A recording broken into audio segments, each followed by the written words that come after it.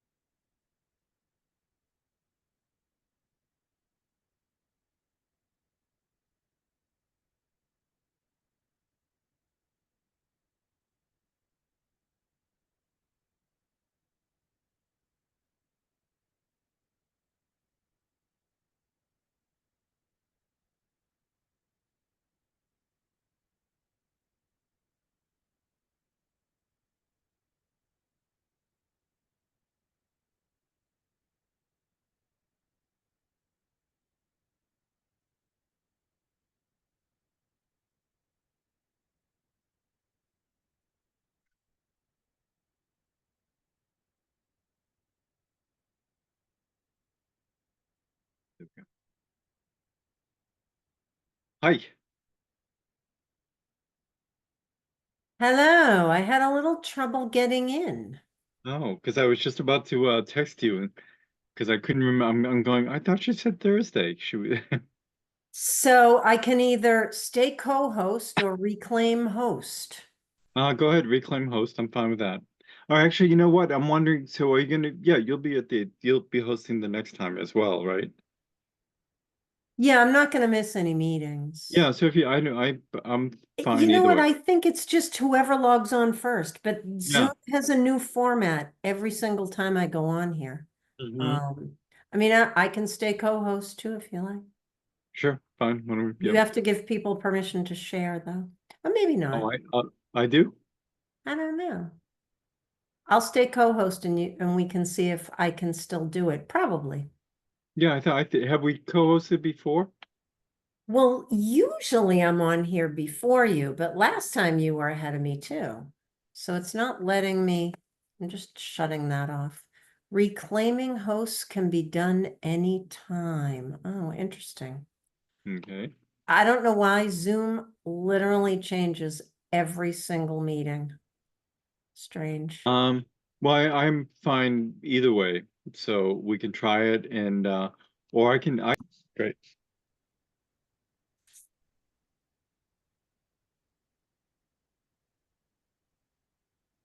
And do we have everyone on now, Lori? Um, Someone else is in the waiting room, but it's a phone number. Now, somebody told me this week they may have to log on with a phone number, and I can't remember who it was. Hmm. So Well, we may eventually find out. I said sometimes the chairman will ask who is, and say the number, and Hmm. there's two with a phone number though. Yep. Okay. Then looks like everyone's on. Yep. Okay. Welcome everyone to the September 26th, 2024 Dover Conservation Commission hearing. Um, And Lori, can you read our guidelines, please? Or guidance?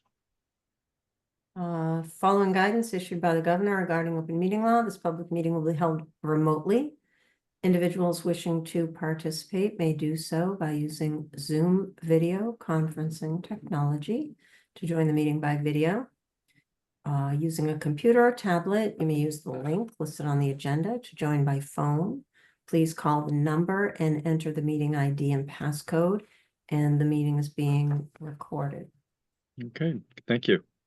So as we start our meetings, we've recently taken to asking for any public comments by residents that are not on this evening's agenda. So is there anybody out there who has anything that they'd like to bring to our attention?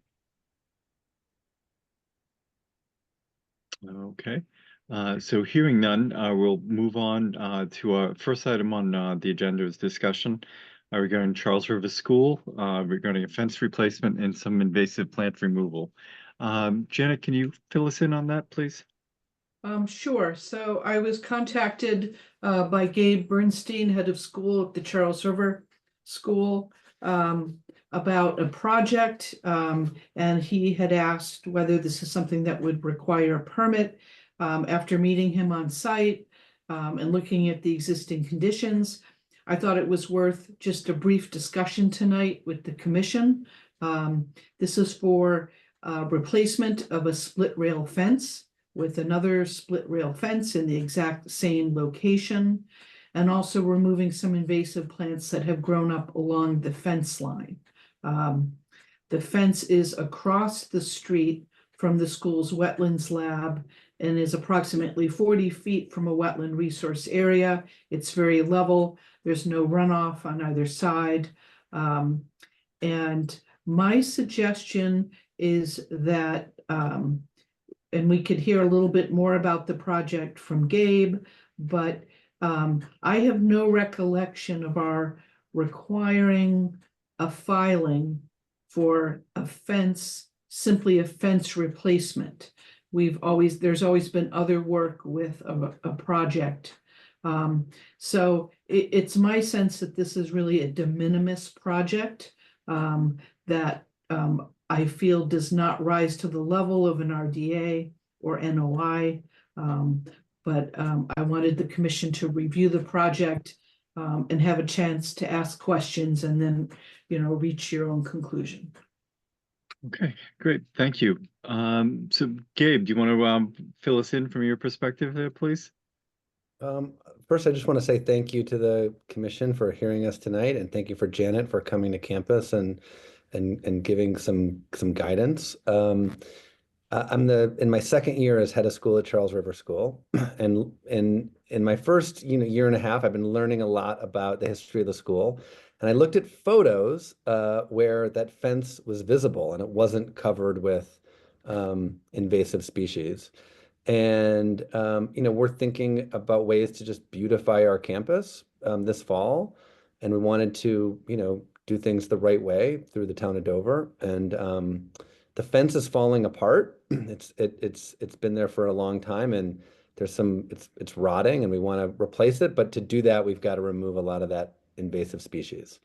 So I think Janet pretty much covered it, but that's about it. So, so the invasive species are crawling all over the fence. Is that what we're dealing with? Yep. And do you happen to have a photo of that by any chance? I do. It should be in the proposal that I sent.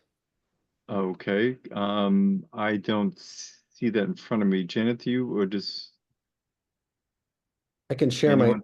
I don't know if I can share. Yeah, that's where, feel free. Okay. I believe that's, It's sharing's not turned on as a function. okay. Turn it on, I can share it quickly and show you. Oh, here we go. So here you can see, oh, that's my email. It's not what you want. Hang on one second. I just had it. Hang on one sec. Yeah, I know. We got a glimpse. You can see all the emails I got today. All right, here we go.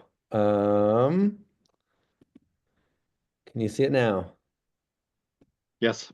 So here you can see the fence falling apart with the with all the species, going over the top of it. Mm-hmm. It'd be past tense falling. Right, yeah, has falled. It's fallen. There you go. Fallen. And it goes down Old Meadow Road, the length of our Mhm. athletic field. Mm-hmm, mm-hmm. And so are you looking at there's some saplings in there and, so are you looking to clear everything out and replace the fence? Not everything, there are some trees and things that we don't want to remove. But certainly a lot of the brush, we want to take out to replace the fence. Mm-hmm, mm-hmm. And then I did not have a chance to review your submission there. Janet, what Gabe submitted, is that qualify for the narrative that you were looking for? Yes. Okay. Then, do commissioners, anyone have any other questions? Yeah, concerning? I was just saying, I don't think we need to raise this to any level at all. I think we just give it an informal okay and we can go ahead and do it. So, This is a thanks for removing invasive species. Yeah, Seems right. awesome. It seems Yeah. like a good thing. Yeah. And so Janet, if everything is as de minimis, does it seem like a vote is even required? I think just for the record, both for the school's record and for our records, that we should have that on the record. So I'd suggest a vote of finding that it's de minimis based on the proposal as presented. And just ask that Gabe, once the work is completed, he just sends us a quick summary and some photos for the file. And I'd also suggest that Lori just send out a very brief formal letter saying the commission approved this. And that no additional filing is required. Okay, so I will entertain a motion. Okay, sure. Move to grant permission to the Charles River School to replace their fence and remove invasive species on the grounds that it is a very minor project. And does not require an RDA filing. Right. Okay. Second. Okay, all in favor? Tim? Aye. Amy? Anna? Aye. Sarah? Aye. And I'm an aye as well. Okay, great. Thank you very much Thank you, everyone. and have fun. Yeah. Okay. Yeah, good luck. Okay, so we're my goodness, we are like right on time. 7:45 for our RDA for 10 Draper Road. And Janet, can you fill us in on this? Sure. I think both the homeowner, Martin, and also Cheney Engineering are here. So I think it might be best if they pull up the site plan and just walk the commission through the project. Okay.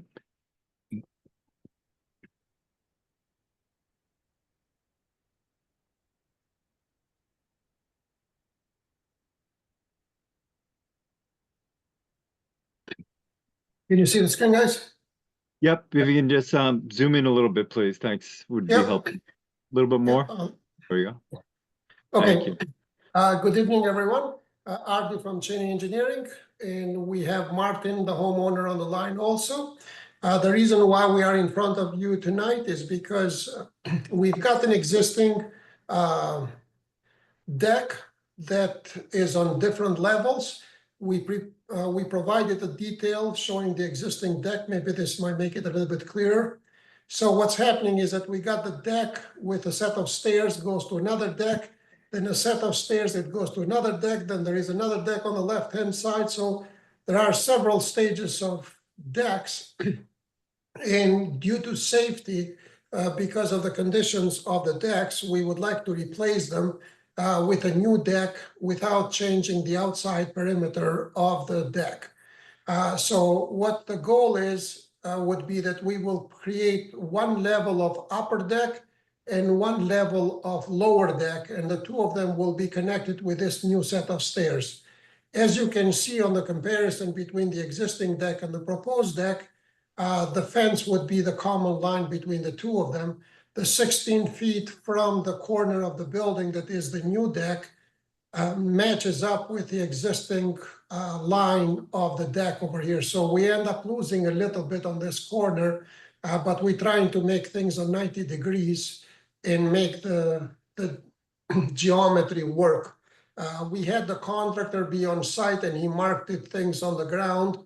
So we provided the Conservation Commission a more revised plan and provided Lori with 2 hard copies. So this would be the new deck that we are proposing, which is the same perimeter of the old deck.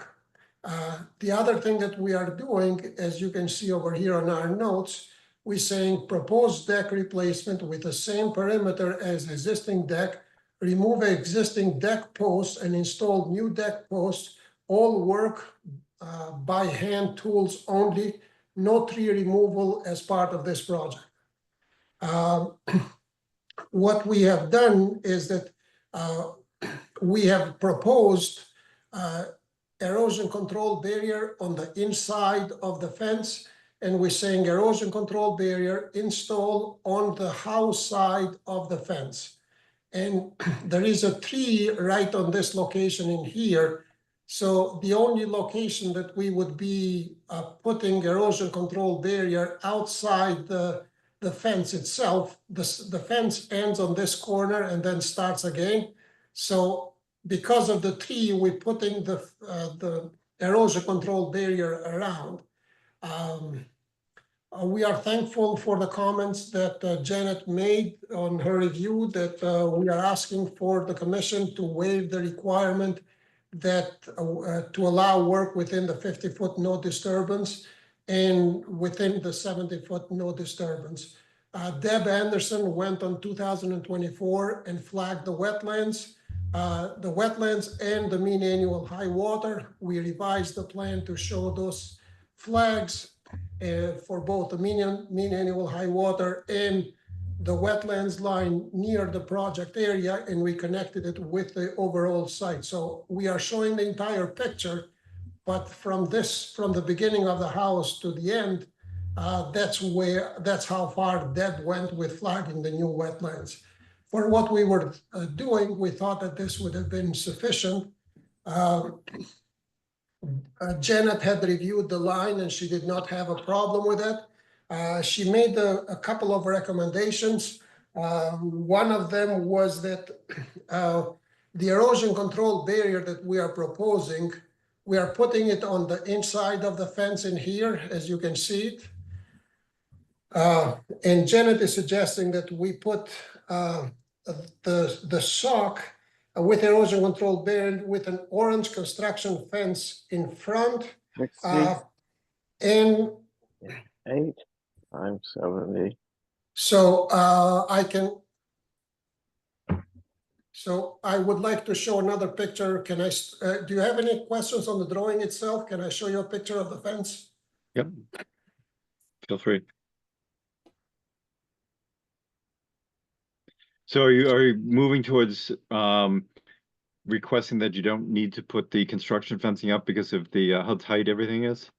It's tight until I am hoping that, again, if the commission would like for us to do it, we'll do it. It's just, in this particular instance, you see how we've got the fence that is on the ground itself.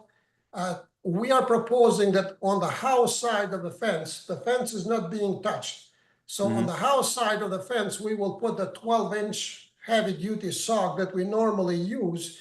It's going to have stakes to hold it in place. Now, to dig by hand to put a silt fence next to it, and then in front of the sock to put the an orange construction fence, obviously, you know, I don't think it's going to serve the purpose, because the fence is the limit of how far you want to go, you know, for the limit of work. If it is that the commission feels that we should do that, maybe we can put it on the side. Hold on a second, let me see.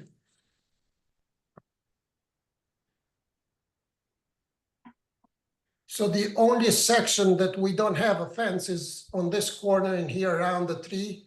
So for 5 or 10 feet, It seems to me that it's small enough that maybe the commission would agree to let it go. But we are happy to revise it if needs So be. what's underneath the deck, Artie? Is it gravel or is it? It's just soil. They Soil. haven't done anything. They were storing stuff underneath it. And So everything it's- is, and it's a flat grade from the fence to the house? A very slight Yes, slope? yes, or- yes, yeah, it's slight, it's slow. This area in here it's level. That doesn't change that much of it. So this is a And was- walking surface. Okay, was there a wall put up at any point that, because of the grade change there, or is it just the fence and the grade goes down?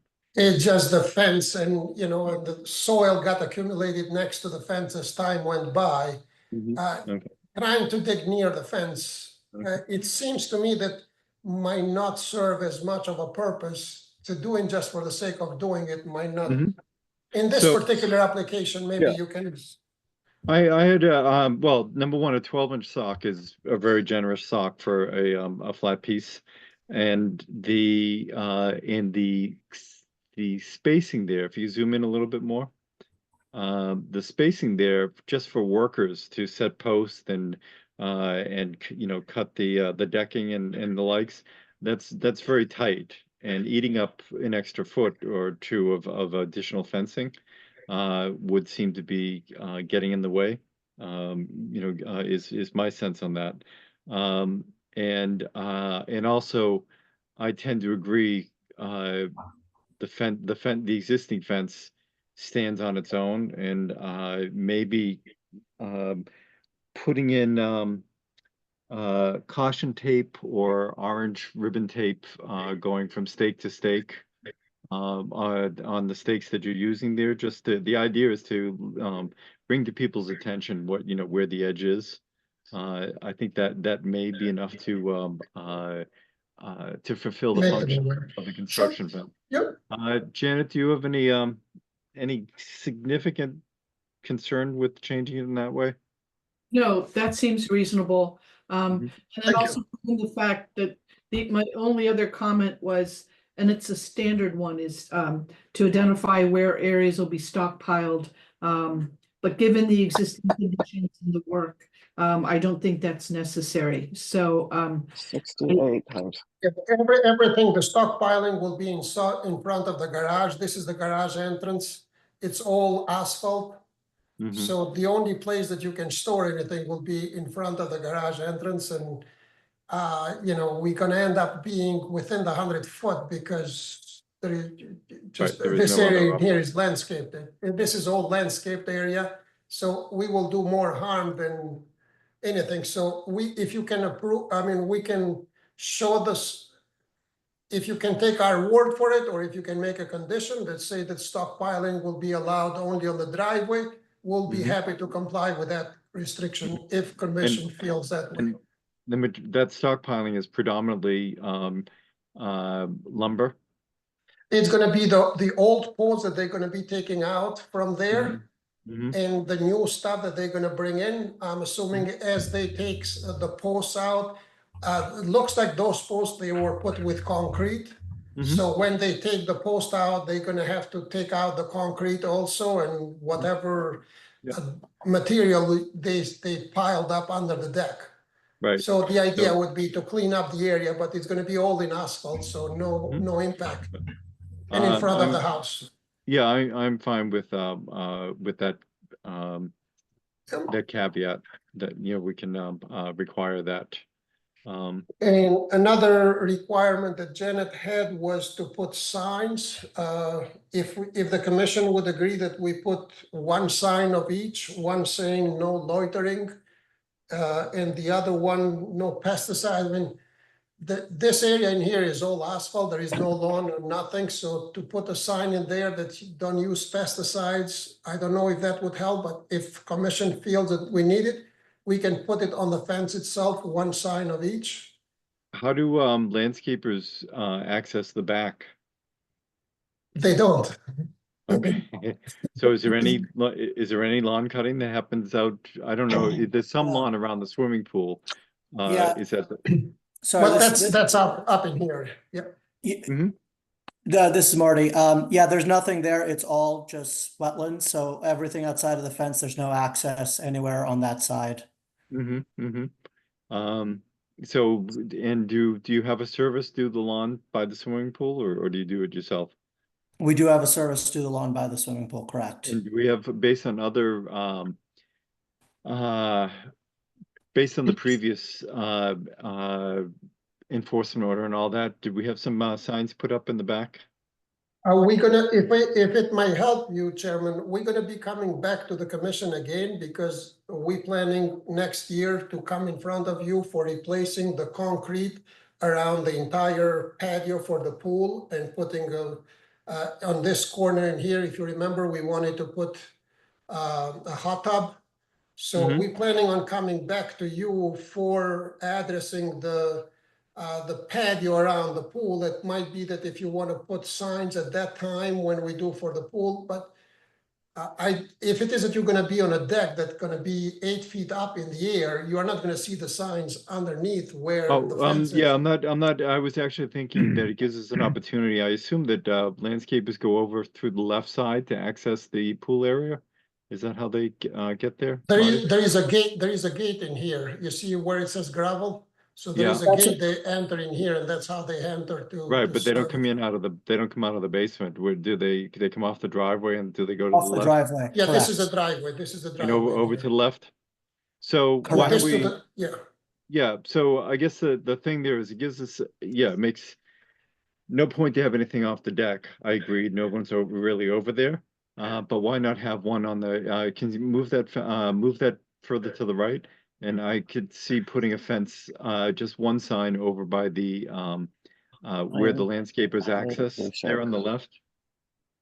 Somewhere in here where the gravel area No, is? no, further over, when, to the left side of the house. Keep moving your hand, move your, hand. See where the 100, BVW goes across by 233?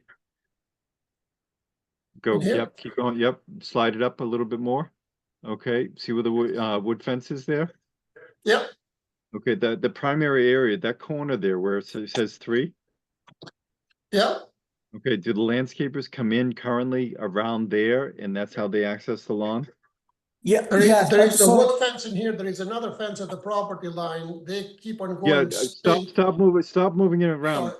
Artie, Okay. let me answer Chairman Sullivan's question. So when they are About 5:36. accessing the swimming pool area, they come through the gravel on the side. With They respect do. to the area that you're talking about, that's how Mhm. they access the back area. We are still sort of waiting. I think Janet's been busy to put the Artie, now if you can zoom up to the back, that connects to the back area where we did the restoration work. Yeah. And we're still trying to coordinate with Janet, a time to do the signage there, which Okay. we had planned to do at the end there because that connects all the way across. Right, so I think the only place where I see if you can slide, I keep trying to move with my finger and it's not happening. So as you move this up, my whole point is it's some interim space as the landscapers are accessing this property. So that the next step as they come in off the front and you're doing work, beyond that, it would just be good to make them aware as they arrive that they're not supposed to be using pesticides and herbicides. So I'm looking for a location of where they come in so that there's a sign that they're confronted with, even if it's down on the lower level, they see it, it's not in your face, and it's something that can be pointed out to them. Is there a place where that would work? So either on the left, you're saying that they come in on the right side, then they basically come under the deck or to access that area? Marty? No, all of that is on ground floor. No, the deck, there's nothing underneath the deck currently on the right-hand side. This is all on one level over here. The deck is sort of elevated above, so they don't Right. access anywhere underneath the deck. Oh, no, Okay. I'm looking for on their way to handle the grass that's around the swimming pool. Yes. How do they do that? How do they get there? They go through so there are 2 points. There's an egress there where Artie is going. That's a double door where we have a fence. and then there's also another door where it says gravel. Okay, and that's from, Oh, if you can move, so can you move that up a little, Artie? Thank you. So, okay, I see what this, so there's a lawn there. So somewhere along that fence there, as they come in that way, I just would like to have, I think that's an appropriate place for a sign to be. Because That's fine. the whole point is to bring it to the landscaper's attention. And so that, and that can be done in, accordance with the other signs that go in further back. Okay. Okay, would you mind if we put it to the right of the gravel, kind of, Artie, can you I'm- move your hand over I'm- here where it's a little bit less, where we would, see it, they would still see it all, but Yep, it's I'm a- fine, it's a- I'm fine with that. It seems like one of the ways they access it would be through, is there a gate by where the gravel is? Yeah, Yes. that's how all of our family accesses it as well. Mhm. That's the Yep. main entrance that we use. So if we could put it maybe a little bit to the court, there also, and they would see it, but Yeah, maybe a I'm little fine. less conspicuous to us. Yeah, no, I'm fine with that. So the idea Thank is you. just, it's just another reinforcement of, to them, so they can't, plead ignorance. So, Absolutely. okay, any other, Artie comments that, to address from Janet's report?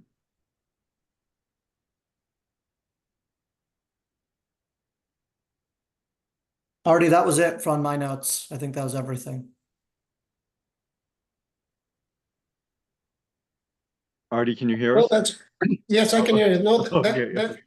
one question that I had, John. Uh-huh. It's, we have in here that there's a special condition. The applicant shall submit monthly progress report on a form supplied by the commission for the project as it's being completed. Uh-huh. We do, is this still, even for this particular project, you would like a monthly email would do it, or is from the homeowner with pictures? I think, yeah, I would imagine that this would be done in a month. So, Yes, yeah, that's- so you give us one report and, we put it in the file and we, Okay. we compare, reality to proposed and, Okay. so far things have been moving along pretty well that way. So, got Janet, do you have any other, issues concerning this? So procedurally, your vote will need to approve actually 3 waivers. One to allow disturbance in the 50-foot, one to allow structures in the 70-foot, and then the other is to approve waiver of the waiver fees. So that's Okay. waiver votes. And then I did put language in here that you're approving the waivers under our grandfather policy, Mhm. because this is all in previously disturbed area and there are no other alternatives. Okay. And then, So, I'm go ahead. sorry. And then No. also with the 8 special conditions listed, and condition number 8 is changed to read, all construction materials and equipment shall be stored on the driveway only. Mm-hmm. Okay. So I would like to consolidate the waiver vote on into one vote where we are granting these waivers under our grandfathering policy. Sure. And due to the fact that this is a replacement of something that is already existing. And that we would also, due to that policy, be waiving the grandfathering, the waiver fees. So that we'll be accepting waivers of the 70 and the 50-foot, is it? Yes, it's 50-foot structure setback, 50-foot no disturbance and 70-foot structure Right. setback. Given that this is in essence maintenance for something currently existing. Somebody want to so move for that Sure, vote? I think we have to close the hearing first. True, good point. Thank you. Move to close the hearing. Second. Thank you. All in favor? Anna? Amy? Aye. Tim? Aye. Sarah? Aye. I'm an aye as well. Thank you. Okay. Thank you very much. Well, we Yeah. have now we're actually. Hold now on. we're Yeah. actually voting Yeah. on the RDA, so, That just means you can't talk anymore. Right. yeah, right. Move to grant the following waivers under the grandfather clause in our bylaw. A waiver to request to allow the disturbance within the 50-foot no disturb setback. Waiver request to allow the structures within the 70-foot no structure setback, and to waive the fees for those waivers because it's under the grandfather clause. And due to that, this is a replacement for an existing structure. Okay. Second. Thank you. Thank you. All in favor? Tim? Aye. Sarah? Aye. Amy? Aye. Anna? Aye. And I'm an aye as well. And then we'll vote on the negative determination for the RDA. Move to issue a negative determination of applicability. Bill. Whoever is talking, please mute yourself. Somebody's voice is coming through all of them. Negative determination of applicability for the project with the conditions outlined in the agent's report. With the change in number 8 to construction materials on the paved area. Right, yes. Okay. Second. Thank you. All in favor? Tim? Aye. Sarah? Aye. Amy? Aye. Anna? Aye. And I'm an aye. Okay, now it's over and done. Okay. Thank you. So Now can you I can ask finish. Sarek one quick question so I can Sure. instruct our contractors correctly? On 7, what's the distinction between stockpiling and storage? What does it mean that we can't stockpile material in the 100-foot buffer zone? Usually that means if you're digging something out, the dirt that you're digging out has to be stockpiled someplace. That's what stockpiling is, as opposed. So I think 8 is quasi redundant. And so the whole point from what we understood and what we're trying to convey is that it's everything will work better, and we require it that it all be on the paved surface. Understood. So, Yep, understood. Thank you. but if you guys bring a bunch of decking in that they're going to use on that day, then you can have that on, you don't have to keep each individual piece on the pavement. You can bring, a number of pieces down there. Okay. Understood. Thank you. Okay, thank you very much, and Thank good you luck. again. Thank you. Uh, Have a good night. You too.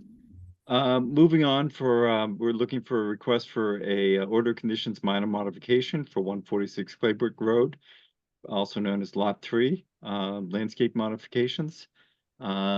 So Janet, why don't you fill us in?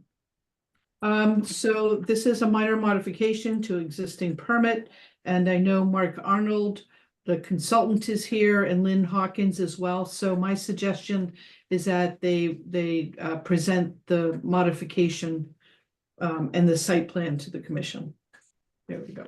Okay, Thank you, Janet. This is Mark Arnold with Goddard Consulting here on behalf of Lynn Hawkins. This request is for a minor plan change to an order of conditions for 146 Claybrook Road, lot number 3.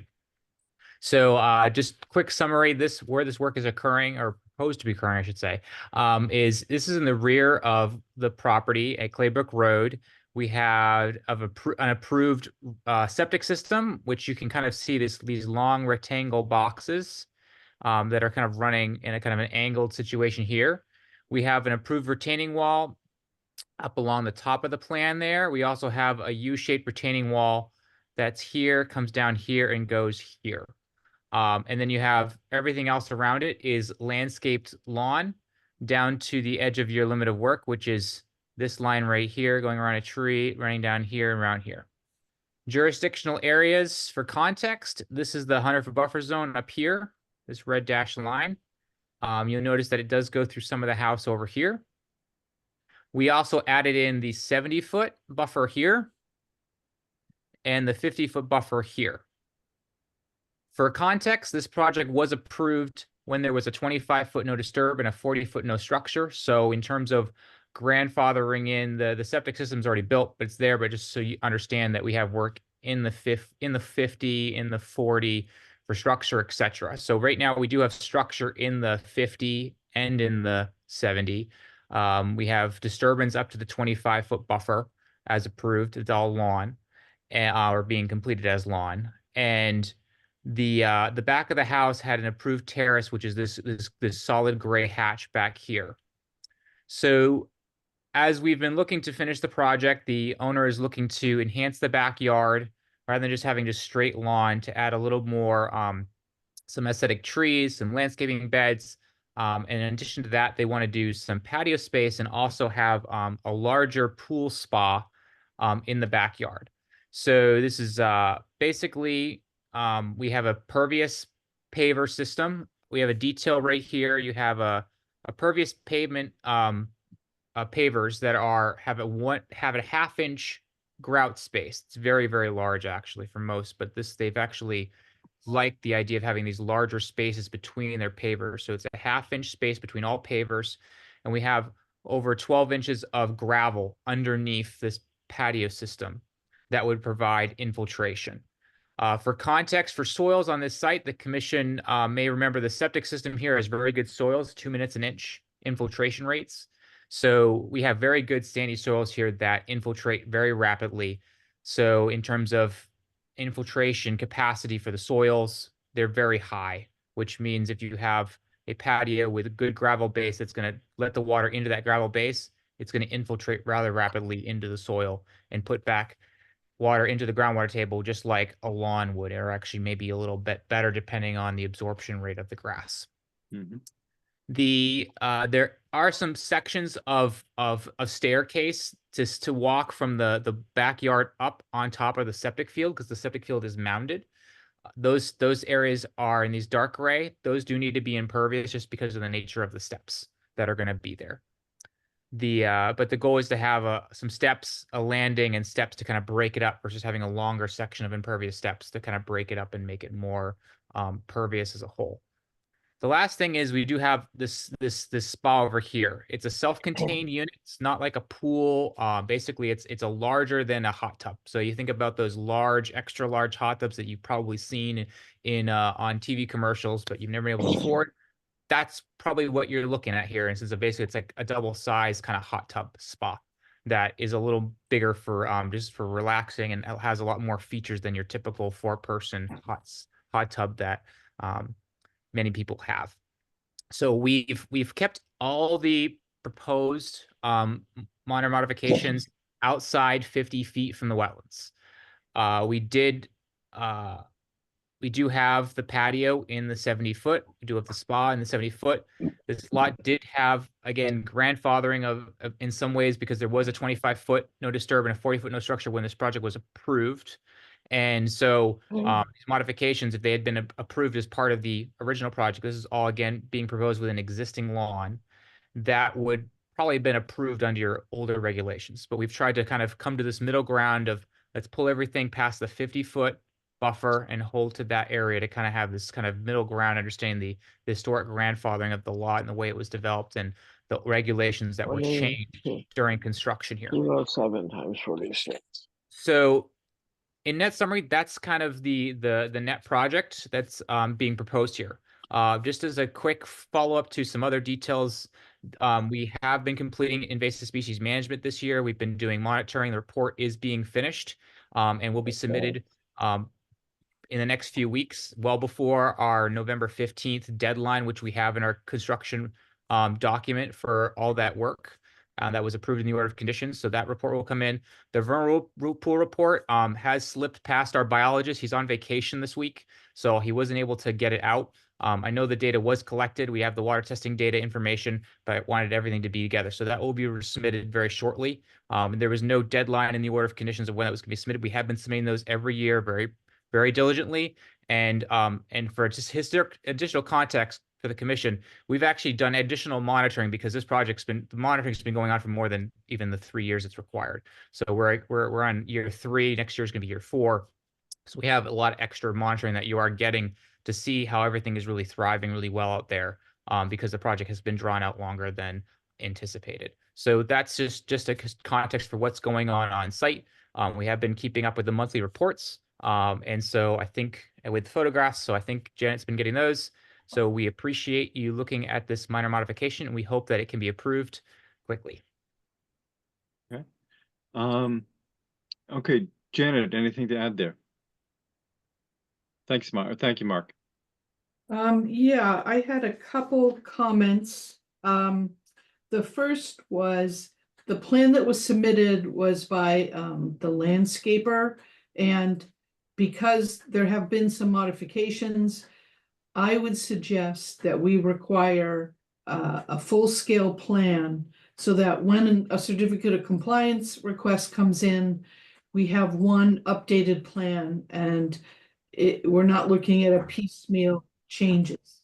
The second was the setback lines have been corrected. Let's see.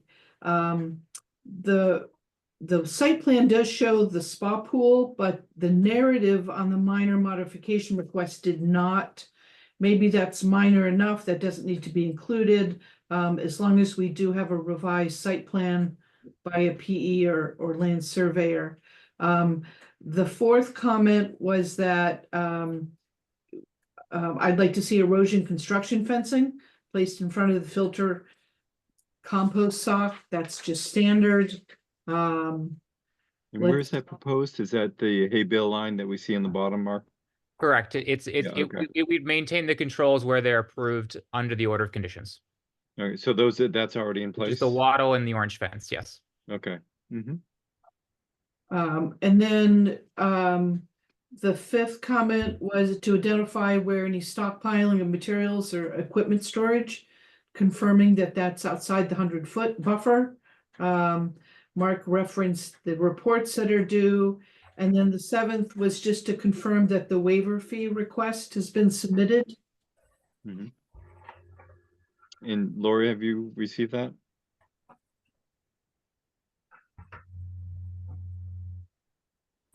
Yes, I have received all the waivers for tonight's hearings. Okey-doke.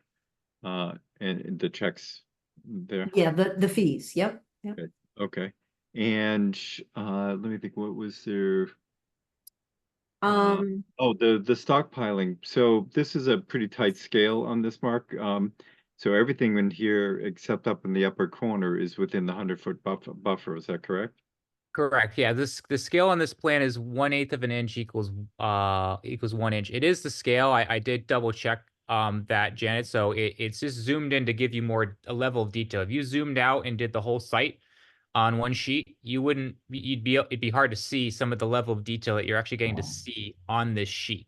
So a lot of times landscape architects do these kind of zoomed in stuff because you get to see a little more detail of how things would lay out versus a zoomed out detail.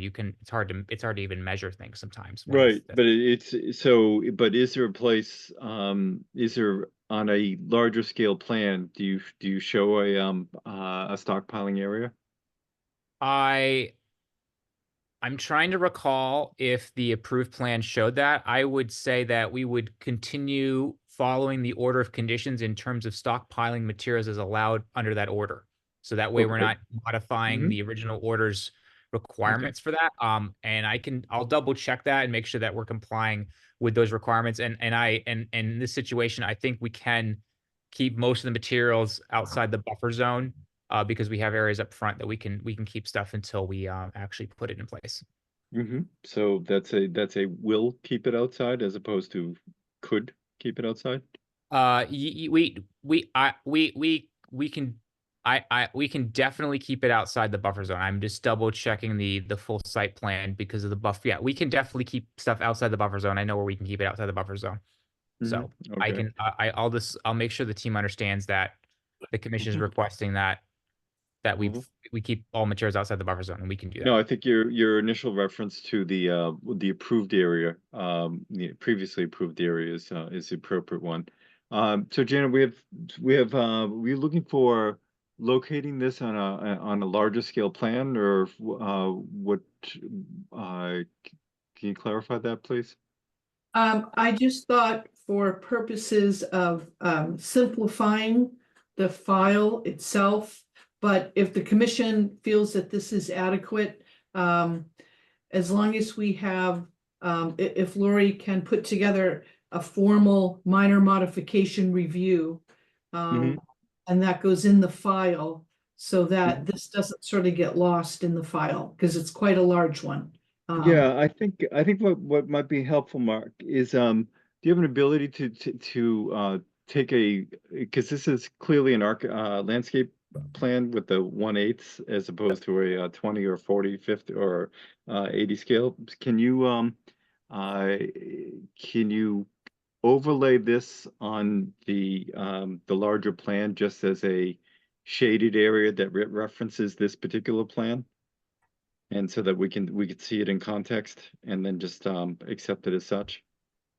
Yeah, we could do that. I think we could definitely get that zoomed out to show context because the landscape architect overlaid this on the approved plan. And just Right. for No, I see all that. can And tell yeah, you if you this- want to pull that up, this- that'd be great. And this is the approved plan. And I Yep. turned it Mhm. inside so you can kind of see it. So you can Yep. see how if you looked at the whole sheet, the area we're talking about is a very small area right back in here. Yeah. It's right in here. So it does shrink very quickly, but I think the landscape architect could zoom out to get you a larger scale. I mean, Janet, does it have to be the same scale? Because he might want to frame it a little bit more like a 1 inch equals 20 versus 1 inch equals 30 scale, just to kind of frame it. But I think Yeah. the landscape architect can zoom out from the approved plan and still keep their stuff overlaid. And that way you have, and then you can keep both plans on file, the zoom in and the zoom out. So that way you have a little more context for where it is. We appreciate that accommodation. Appreciate that. Thank you. Anything else, Janet?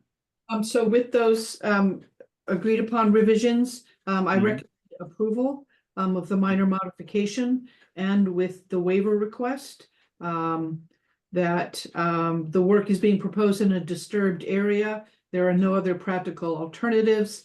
And then with the 8 special conditions, including our standard signage. When the original order of conditions on this was issued several years ago, we were not requiring signage. But I think particularly on this lot, that would be appropriate. There Well, is and there is a signage condition actually, Janet, that says is that right? yeah, Okay. there is a condition that we're supposed to walk with you. So as things wrap up soon, we'll probably be talking to you about where you want those put up so we can discuss how to cut those. But there is a special condition about the agent appropriating signs. And we also need to discuss the conservation area that's next to the property because there's a special condition about bounds on that as well, I believe. So Okay. Okay. you did a good job. Okay, great. Then that sounds like it's addressed. Okay, then on this is just a simple vote. There's no hearing to be closed. Is that correct? Yes. Oh, no, there is. You're right. Or is there? As a It's a minor modification, so. it is actually, so we close that. Okay. No, I don't think we have to close the Oh, hearing. okay. That was what I was trying to think. Yeah. So as such, there's no closing of it. So we're Right. just looking at, are there any questions from commissioners concerning this? No. Okay. Then I'll entertain a motion to grant the Move modification. to grant the minor modification, approval of the minor modification with the conditions outlined in the agent's report. Second. Okay. Thank you. All in favor? Anna? Aye.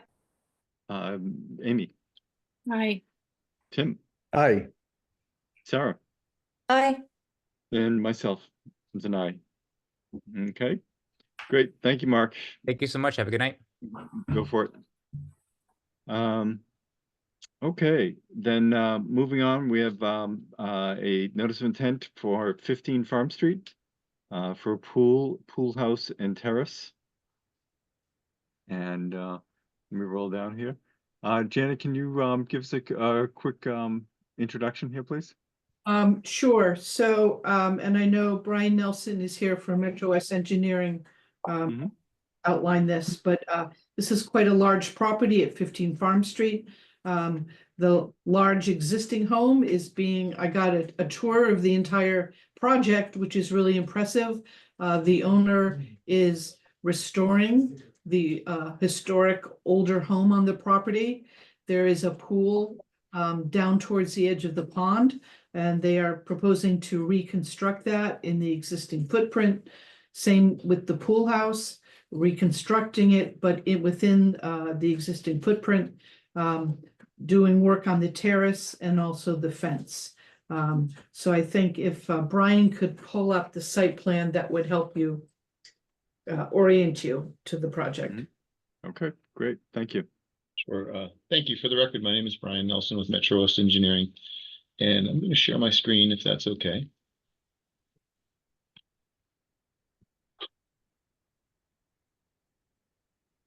It's loading slow, but hopefully it should be there in 1 second.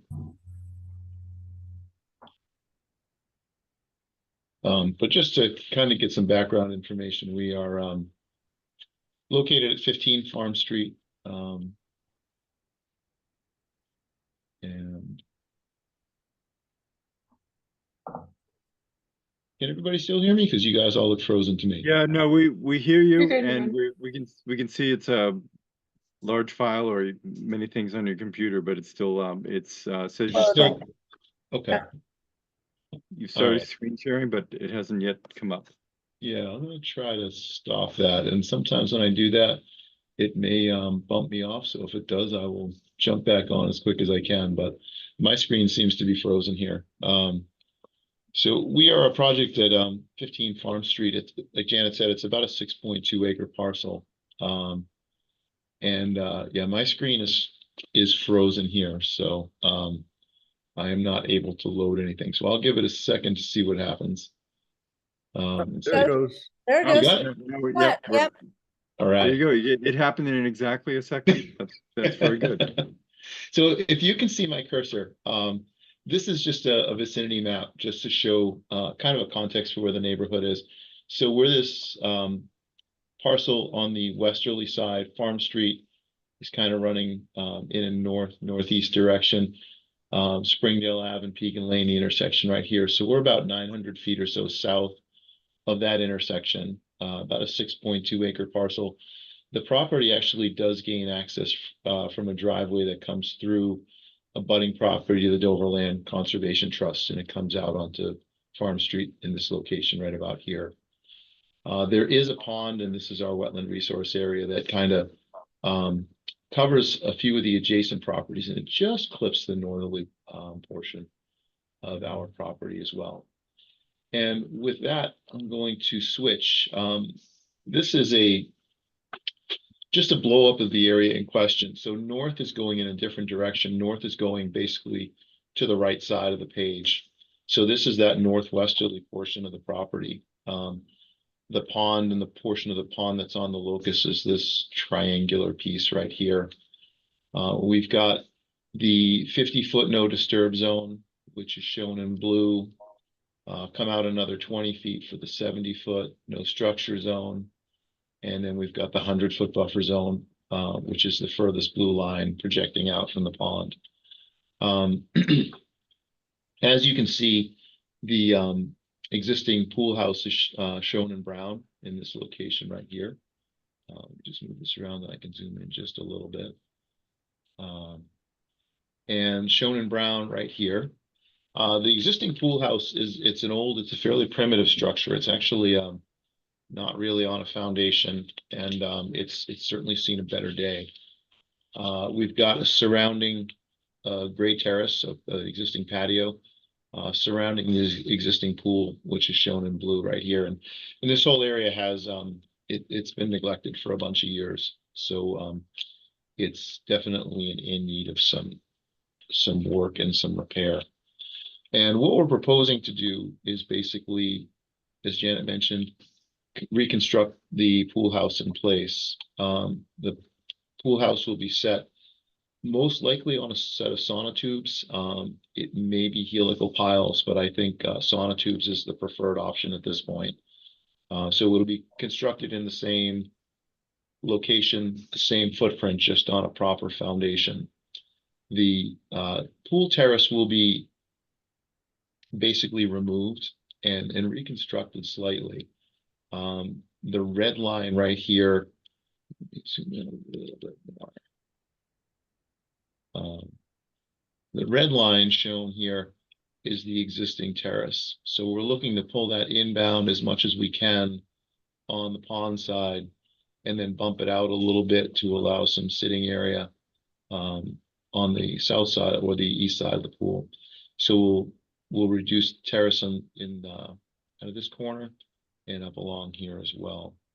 There is a bunker underneath, and you can see the topography kind of comes down towards the pond. There's a little bunker that kind of comes in here underneath the terrace, and that's where the pool equipment is present or was formerly housed, and the new pool equipment will go in this bunker right here as well. The project results in a 92 square foot or a reduction in impervious area. There's a little bit of an increase locally in the 100-foot, but we're reducing impervious area in the between the 50-foot and the 70-foot line. We do increase it a little bit here. So there's a net 92 square foot increase in the 100-foot buffer zone, and there's a decrease in the 70-foot buffers, the 70-foot structure zone. What we're proposing to do is mitigation. Is basically take an area that's presently turf lawn. It's about roughly 1,450 feet, and this will be a area that's planted with native shrubs and grasses, and also there are 53 new native shrubs to be planted in this area right here. I do have a copy of the planting plan that I can put up in a second too, if you'd like to look at that. There is a grove of pine trees kind of located south of the pool house and a landscaped area in here. This area will remain untouched, as will the landscaped area kind of adjacent to the property line here and over on the northerly side right here. There are a few trees on this side.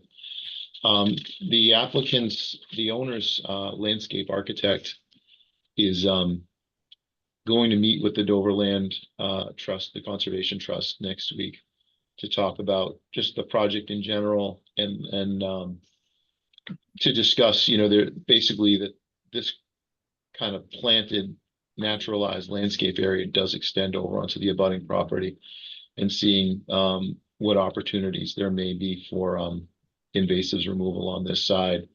And then I know there was some interest expressed as you come off the pond. There's a fairly thick portion of invasives in this location here. The abutting property to the west is owned by the same applicant, so looking at maybe trying to do some invasives removal there. And I do have, I'll zoom out a little bit on this one. This is the planting plan, again, which shows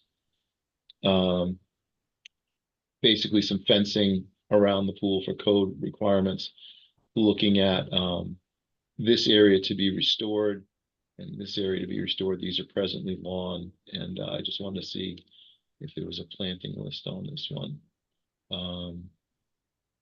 And I don't see one, but I can certainly get one from the landscape architect to share with the commission. That's a pretty quick pass through the project. I'm happy to stop my share and answer any questions. I just wanted to let you know that I looked at this on Google Maps, and it took me about 5 minutes to figure out how they get in and out of the property. Oh, right. Yeah. I'm looking at this, no driveway. Helicopter, drone. Yeah. Any questions on the part of commissioners? Those look great. Yeah, Yeah, it's very straightforward. Yeah. Yeah. And Basement is lovely property and some thought put Yeah. into that. Janet, anything that you'd like to bring up? So this does require a waiver request for work in the 70-foot no structure. I recommend that waiver request be approved under our grandfather policy, since it's reconstructing existing structures, and there are no practical alternatives. I did have 3 comments. The first was to have the site plan revised to show our orange construction fencing. The second was to revise the plan to show where stockpiling of materials and equipment will occur. And that would be preferably outside the 100-foot buffer. And then also, Brian, I would like to see a copy of the landscape plan. Yeah. Okay. Yeah, we did, I know, we have, I've got PDF copies of that. We can deliver some hard copies of that, as well. Okay. But I think I'd recommend that the commission go ahead and approve the issuance of an order of conditions with the understanding that those revisions will be submitted before the order is issued. Okay. I Okay, think Lori has a question. Lori? Amy? Oh, sorry. Lori, you had something? I just wanted to note that I have a note on this file actually that I don't have any waiver fees on this, and I also still need the $100 for the legal ad. I think we can waive the waiver fee. Okay. We'll get you the check for the legal ad. I'll try and get that to you by the end of the week. Tomorrow's Thursday, so I'll do my best to get it tomorrow, but you guys are closed on Friday, so maybe it'll be Monday morning at the latest. Right, whenever you can get it to Sure. me, it's fine. Okay. Thank you. The Okay, only now, question I had was about the fence. Cause I think I missed it on the engineering plan. on the plan, is that shown? Um, And then just, our usual set it off the ground so that the animals can get through. They Although they in don't that have to case- get into the pool. Yeah, it's a pretty defined, I I would don't, assume. I pretty defined don't know, area. or whatever you wanted to do, Yeah, but it's just that's what we surrounding the usually do, pool. I don't so think it's I'm an issue. happy to modify that, but I think we should Okay. talk Well, about why if don't- we're gonna modify Yeah, it. let's have Brian pull this up and show us where the fence is located. Oh, we may I have to think go it's for, easiest to see on the landscape plan, which I just okay, had, and so the screen share should be up, and this is the Yep. pool right here and the pool Mhm. house. So the fence comes off the backside of the pool house, roughly perpendicular, Mhm. runs parallel to the pond, and then runs parallel with the northerly boundary, takes a 45, and then heads back to the entrance to the pool area. And And the nearest point to the pool, how far away from the pond? I mean, at the nearest point to the pond, how far away is the fence? let me switch. I'm gonna say it's about 55 feet would be my guess. And again, the right, fence that's is a shown 50, here. yeah. Actually, Okay, so I it's closer didn't, than that, so it's somehow I probably about didn't 40, focus 45 on it. feet. Yeah. Yeah. Okay, So I So- guess the question is, do we want to talk about what the fence looks like or not? I mean, there is so much around space around it. I'm not concerned about the little critters, but we've always in the past made people put their fences a few inches off the ground. So I yeah, I, just talk about why we did or didn't care. Yeah, well, yeah, I think, well, do you have an idea of, what the fence will be looking like, or is there a fence there currently? Don't believe there's a fence there currently. I believe this will be a wire mesh type fence. Okay, My suggestion would be to leave it close to the ground and try to keep the critters away from the pool. yeah, I would tend to Yeah. agree. I think, in this situation, issues where we've had this before have been on much smaller lots, and people actually have Right. wanted to fence the entire lot in. In this case, I think that's the fence is actually being held pretty tight to the pool. Okay. Just So thought we I'm should discuss yeah, it no, since we I usually appreciate do that. require a gap. Yeah, and I appreciate that, but I think we may actually have more critters showing up dead in the pool than we have from preventing them from moving around the fence. So okay, any other comments? No, I And think that's great. okay, then I would entertain a motion to Move. close the hearing, but and also well, yeah, why don't we do that move to first? close the hearing. Second, Thank you. All in favor? Anna, Aye. Tim, Aye. Sarah, aye. Amy. Aye. And myself is an aye. And let's see, what was the point I was gonna make on the next one? As we Waiver? move- What's that? Okay, waiver. yeah, we can vote to grant the waiver. Right, move to grant the waiver for the for the setbacks under the grandfather clause. And also to waive the waiver fee. Second. Thank you. All in favor? Anna? Aye. Sarah? Aye. Amy? Aye. Tim? Aye. And I'm an aye as well. And then for the entertain a motion for issuing order of conditions. Sure, move to issue an order of conditions approving the project with the stipulation that all the special conditions outlined in the agent's report. Okay, and are we covering everything there, Janet, or was there anything that came up that was not in writing there? No, that covers everything. Okay, I'll entertain a second. Second. Thank you. All in favor? Anna? Aye. Amy? Aye. Tim? Aye. Sarah? Aye. And I'm an aye. So, set things up with Janet for pre-construction, and please get the waiver. Actually, there is no check going in for a waiver to Monday. So, was there another? But we do need the Advertising. Check for the legal ad, yeah. Yep. Okay. Great. Thank you. Good luck, Appreciate everyone. your time, everyone. Thank you. Okay. Thank you. Let's Thank see. you very much. Okay, thanks. And next we have an abbreviated notice of resource area delineation, referred to as an ANRAD, for 8185 Tisdale. I'd like to bring, because I know we have a number of people on for this, for reviewing this and hearing this and possibly commenting, is that this is for conservation. We're just reviewing tonight the delineation of the wetlands. So there's no judgment on the project as a whole. We're not at that stage yet, at least for our board.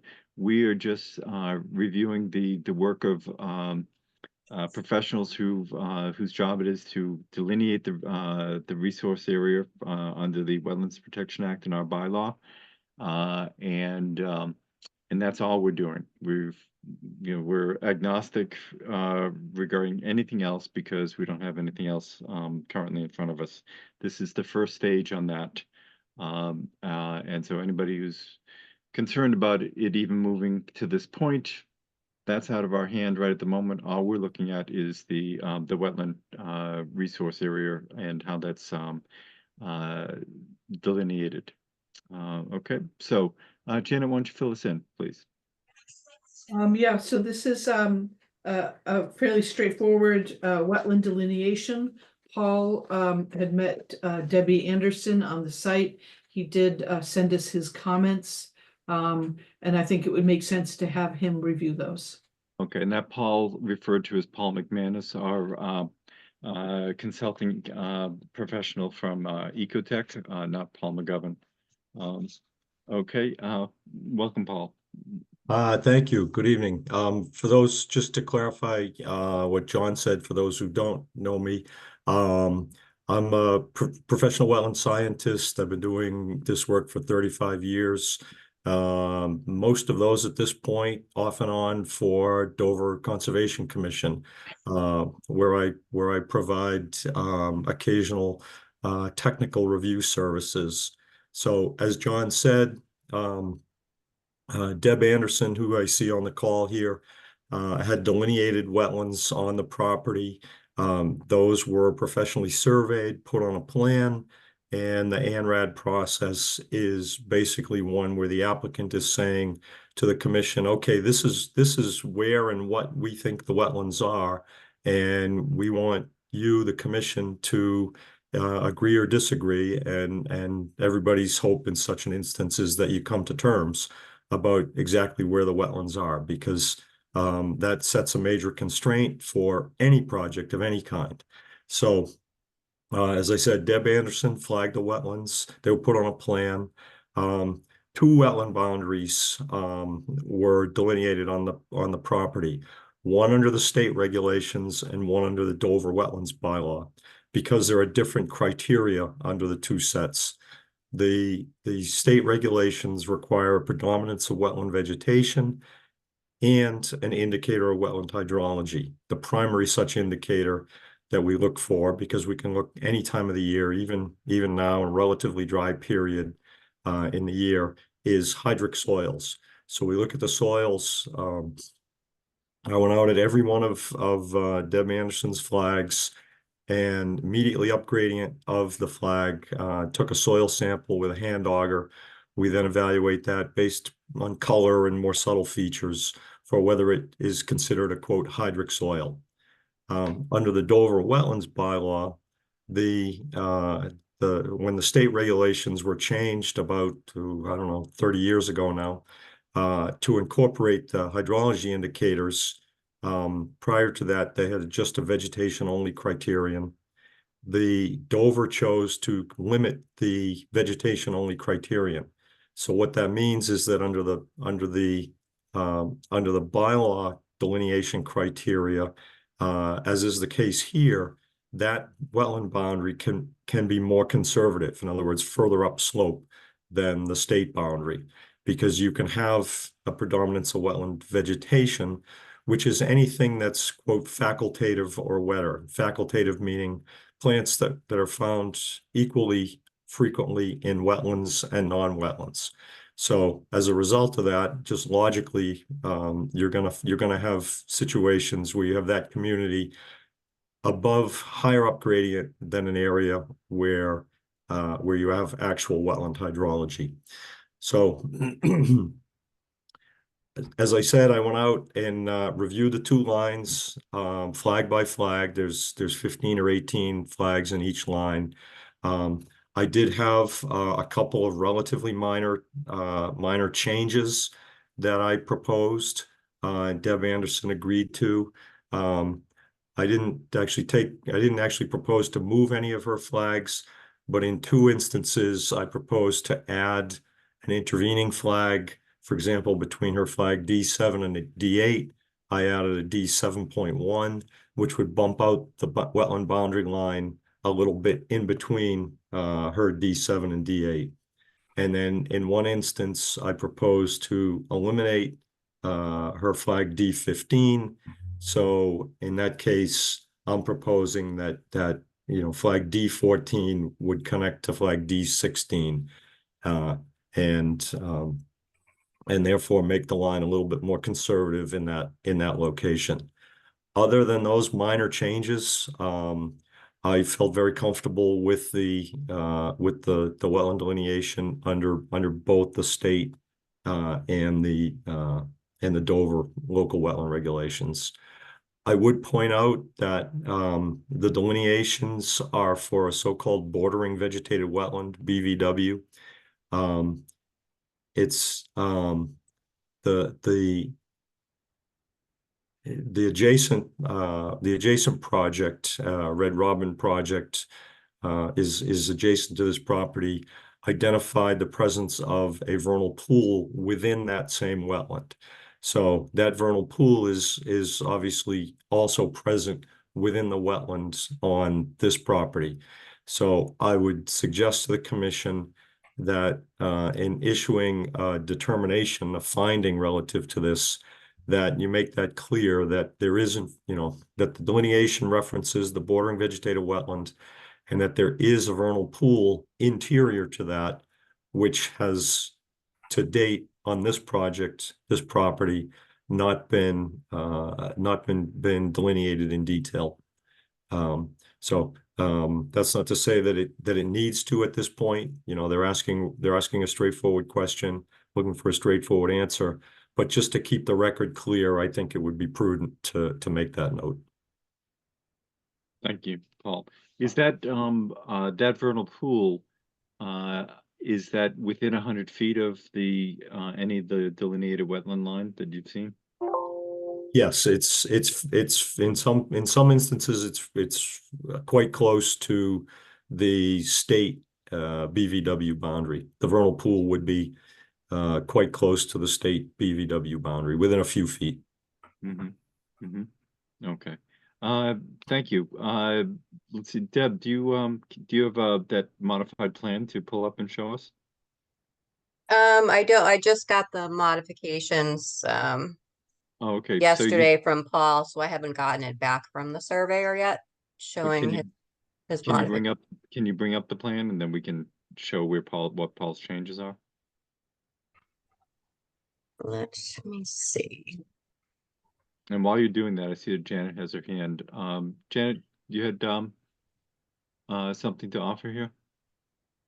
Yeah, I just, regarding the vernal pool issue, I'm wondering why we wouldn't ask them to show that on the plan. It's both a certified vernal pool now, and then under our own regulations, you know, our vernal pool has 100-foot setback. And I think it would be important to show that on the plan, because this is now going to be the baseline for the project going forward. So I'd be a little concerned just having it as a footnote in the ANRAD. Why not show it on the site plan? Okay. Did I just hear? I'd Deb, like it there too. That was Anna saying you agreed. I thought it was Deb saying she agreed. Okay. Well, why don't you, if you zoom in a little bit on this, Deb, just probably a click, and also show us where this is relative to Red Robin. Okay.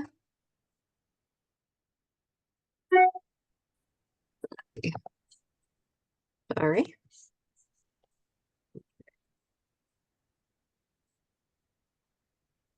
Thank you. All right, is that a little bit better? Yep. So So this is Tisdale is right over here.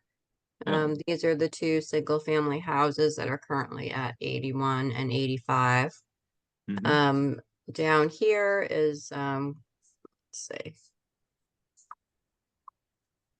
So Red Robin is further down here in this area. So this is the two wetland lines. This is the state line that Paul was talking about in there, and this is the bylaw line further up slope. And so I did have the delineation did connect with the delineation that I had done for 61 County. It's not shown on this plan, but it does connect. And can you show us approximately on that where the vernal pool is? So, Paul, you can correct me if I am wrong, but the vernal pool is probably somewhere around here, correct? I would agree with that, Jess. Okay, and so that 140-foot straight line there is is that close to where the retaining wall is for this Red line? Robin? Yeah. Is the wall a little bit inbound from there? Paul, do you agree with that? All that's on site is inbound from there, yes. Yeah. Okay. Here. Okay, so we're basically nestled into that corner there. Is that correct? Yes. Okay. Okay, and then the proposed area for development incorporates these two lots. And is there a small lot there over to the right where the iron rods are, or I'm not sure what's going on there with the steep slope? Yeah. Over here? Yeah. That's all part of 81 Tisdale. Oh, it is. Okay. Yeah. And so then what we're looking at is the two lots there. There's nothing joining, going across where it says parcel 25-8, I guess. 25-8. As you go down. No, that's the neighbor's. Oh, I'm sorry. That's the neighbor's Yeah. property. Okay, so this is Yes. the dogleg shaped lot with the two combined there. Okay. Okay, and so then you're So what tonight, we're just dealing with approval of the or not of the delineation of those two bylaw lines. Is that correct, Janet? Or Paul? So one's the bylaw line and one is the state. Yeah, so Paul McManus, that's those two lines that we see running from top to bottom are the ones that Correct. that are in play tonight. That's correct. Okay. Janet, do you have anything else that you want us to review here? So in addition to identifying the vernal pool line, just two administrative things. There were two forms that were not signed. They have been signed and sent to Lori. Okay, very good. Thank you. That's it. Okay. Lori, can you confirm that? Yes, I can. Okay, thank you. Okay, so We don't have a DEP file number as of Okay. yet, so. well, I- that works out fine because we're be looking to get a notice of where that vernal pool, have the vernal pool located on the adjoining property so we can see where it is relative to the setbacks that are that you're showing on the ANRAD. Okay, so the limits of that were already approved for the last project, so you just Yep. want them to add it to the survey. Right, so that we can see how, if and how it affects this ANRAD here. I think would, excuse me, John, Mhm. I think it may, I think it may extend further, I guess it'd be north.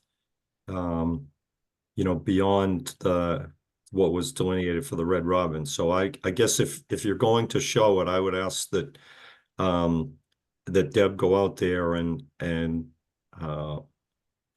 make sure that it does not extend further north and thus would be germane to 8185 Tisdale. So are you thinking more northwest as opposed to straight north? Yes, I guess at northwest. Yeah, so that it may go further up on the plan that we're looking at. Correct. I think Okay. it was pretty definitive. I did, when I first delineated it, thought that it was completely isolated. You know, but then I did find where it was connected in a couple areas to the BBW. So I think that limit will be pretty definitive. So the lot line for 85 extends, what I'm looking for is that where's the back lot line of 85? Deb, and as I see the resource area delineations, does that go and then I see 80, oh no, I guess so that goes down across the wetlands and then or we go right, exactly. So the entire lot, how large a lot is 85? Is that the 140, 100? I can't tell, the print's too small. 166? But a lot of it is kind of wetlands down the back of the lot. So all that land to the right is okay. Wetland. Yeah, so now that you zoomed in a bit, I can see the numbers clearer. Okay. Mm-hmm. Okay, so there's an assumption that there'd be no crossing. Well, we won't make that assumption here. We're just delineating the wetlands that we see here.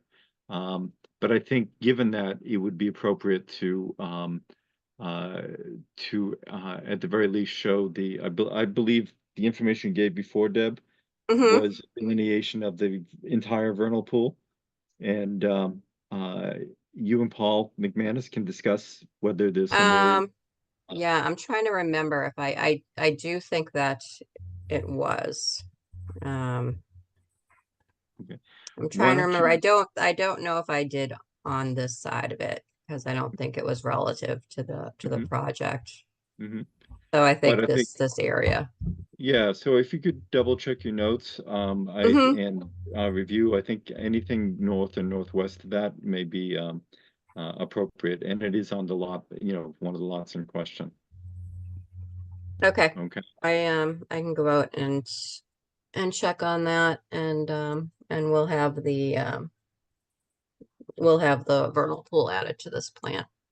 Okay. And let's see. Janet, was there anything else?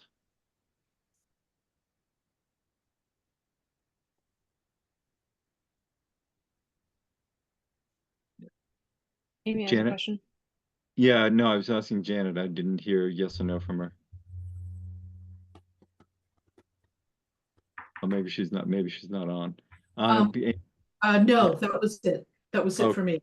Okay, thank you. Amy, question? Yes, I'm just curious why the topo elevations don't keep going in between the two wetland lines, the bylaw and the state line, and sort of for the rest of the property, or at least as far as the wetland lines. Deb, can you lower the plan a little bit so that we Sure. see the, yeah, thanks. And do you or Paul McGovern have a response to that question? I think that's the extent of it, as my surveyor went, because we're outside of the limits of the project at that point. So your assumption being that if this wetland line is accepted, you would not be moving any closer than the bylaw line? Oh, yeah, absolutely. Yeah, we're not, I don't think there's any work, there's no work in the wetlands, obviously. This will create the setbacks. Does that answer your question, Amy? That part of I guess. that part of the lot is off limits is what they're proposing. And if they wanted to bring it into limits, we would then require that. It's quite overgrown and everything down there. Okay. So yeah, I thought that might be difficult to ascertain given what the growth of things. But given what they're proposing currently is that if this is accepted, they're not proposing to do anything between the Dover wetland line and the state wetland line. So everything moved, but everything flows down from there towards to the right. Is that correct? Yeah, it looks like it may flow to the down. right. It may actually flow down to the lower right corner, is the way it's looking. Is that a fair assessment, Deb or Paul McGovern? So the main part of the structure would be in the top left-hand corner of what you're looking at right there. So basically, I'm not worried about the structure. I was just talking about the topo. The lot falls off to the right. Falls off as you move to the right. Correct. Yeah, That's correct, Amy. Everything drains to the east overall. Okay. Yes. And that it's just really, as we saw on the Red Robin, it's pretty much impenetrable to get a survey crew out there. They would have to be cutting down. Yeah, I Mm-hmm. I didn't understand why it was Okay. faded out. Okay. Do I have any other hands up? I'm looking. I'm for some reason it's not showing me. JMA.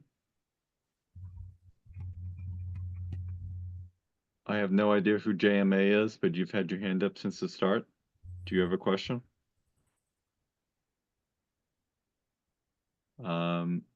Okay.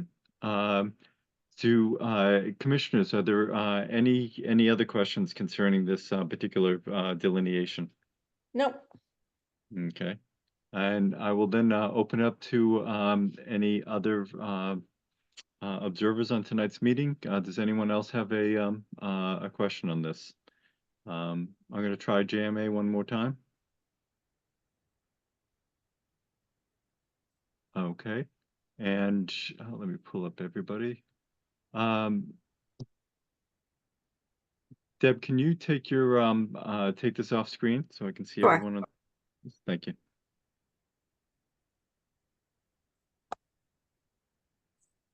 Okie doke.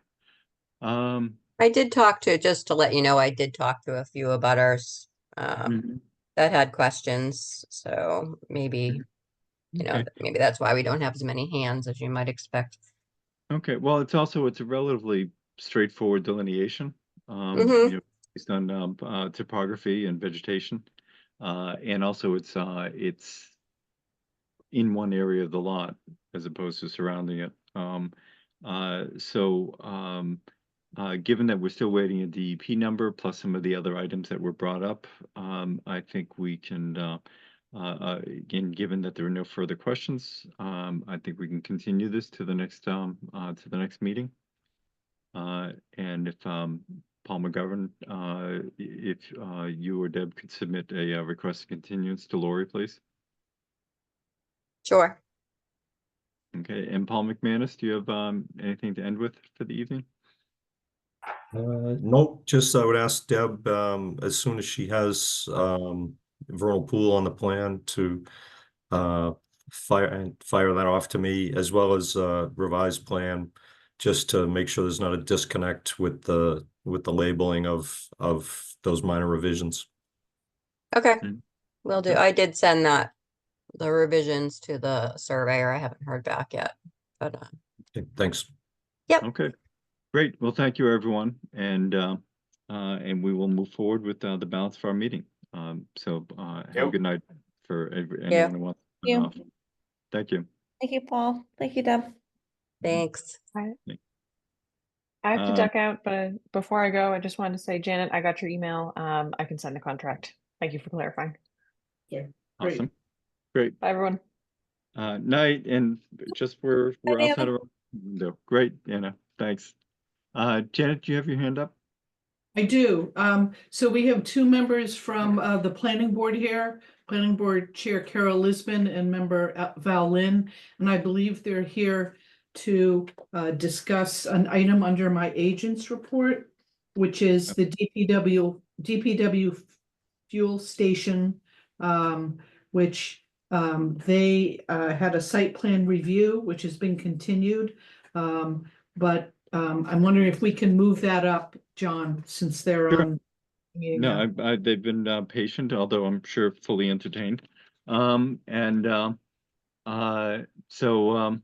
Let's see. So we saw that come in, and then Janet, you had reviewed it as well. Do we want to? Well, why don't we start with the planning board and fill us in of how much fuel you would like from us? Okay, thank you. First of all, of course, 81 and 85, Tisdale 40B is going to come to us as well, so we'll be attending a lot of those things as well at the Concom. Both the Planning Board and the Conservation Commission sometime, I think it was in the spring, approved, or maybe I can't remember when it was actually, recently, approved the rebuilding of a salt shed behind the highway garage there.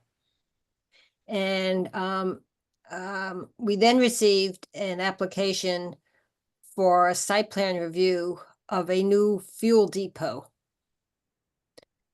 And we reviewed this at our last meeting. And the fuel depot, may I assume that you've all seen a plan for that? Has that been distributed to the Conservation Commission, Janet? Yes. Okay. So, the current fuel depot is basically behind the Dunkin' Donuts building. The proposal is to move it to basically in front of the fence with about a 10-foot driveway around it, but in front of the fence that surrounds the cell tower. So we started the site plan review. Representative of Weston and Sampson, the engineering firm, was there. There was no one there from DPW. So a lot of the questions couldn't get answered. And the result was a memo, which I think you've also received from Weston and Sampson, trying to answer some of the questions that we had posed. And we continued the hearing as well because of the significance of the questions. And I think the questions and the answers in that document, I don't need to go through that with you tonight. But we expressed a concern, which is why we contacted Janet immediately the next day. We expressed a concern that that there had not been a plan to review this with the Conservation Commission, because the fuel depot, which will be holding about 10,000 gallons of fuel in two different tanks, was outside the 100-foot buffer. And we got into a conversation about what happens if there is a leak, to discover that the gasoline would go down gradient into the stormwater system within the 100-foot buffer that we all looked at when we approved the salt shed. So that's why we contacted Janet. And Kevin McCabe is away on at his wedding and honeymoon. So we don't expect to have this back before the planning board until probably our meeting and second meeting in October. Or maybe the first weekend in November, depending on when Kevin's available. But that's why we brought it to Conservation Commission's attention. Because not only did we feel it was a little disingenuous to talk about the fact that the construction itself was outside the buffer, but the flow of any leak would be quickly within the buffer. And we did not get sufficient understanding and confidence that the stormwater system that had been approved was designed to also address gasoline. So that's where we are. And thank you for taking this up. Oh, well, thank you. So Janet, what do you have anything to add to what Carol brought to us? Yeah, so I looked at the site plans and I did listen to the planning board's discussion on this at their meeting. So while technically the work is outside the 100-foot, I think there are a number of concerns because they are so close to the 100-foot, and given the nature of what they are going to be permanently putting there, which 10,000 gallons of diesel and gas close to a wetland and pitched in a way, should there be a spill, there is no question that that material would drain to the wetland without any kind of filtration or collection mechanism.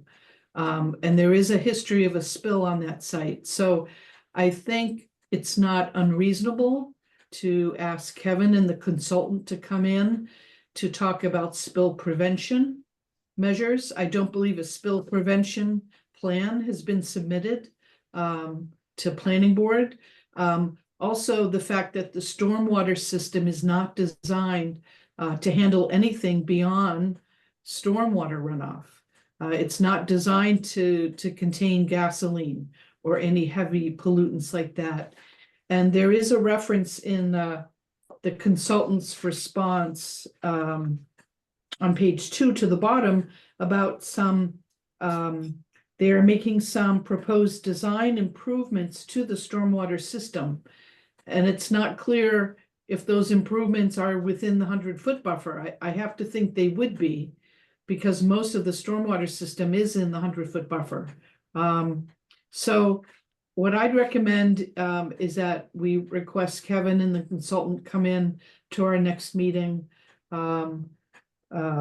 just to discuss the project and to hear the commission's concerns. So again, my primary concerns are this is close to the 100-foot buffer.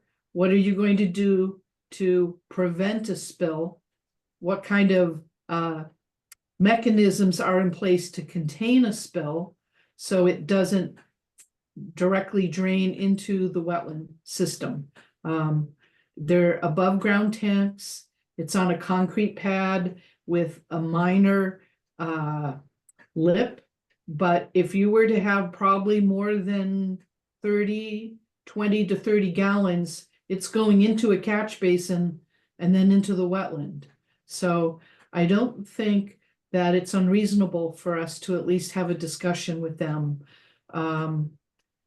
Also, the explanation as to why they're moving the fuel station towards the back of a lot, which sees a lot of heavy vehicles come and go. That salt shed is going to be very busy with heavy vehicles coming and going in a winter storm. And to place a fuel station in the middle of an area where there are going to be heavy vehicles, that's just a question. I guess you could say maybe that's outside our jurisdiction, but this is a town project, and I think, you know, looking at best practices and answering our questions, I do think it's it would be reasonable for us to at least have a conversation.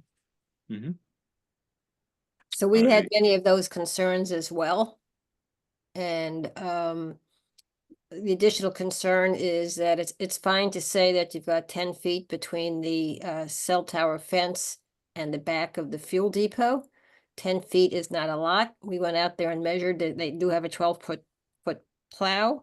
Kevin told us not to worry. They wouldn't take the 12-foot plow back there. I said, well, even if you take your 8 or 9-foot plow in the middle of the winter after a couple storms, 10 feet isn't 10 feet.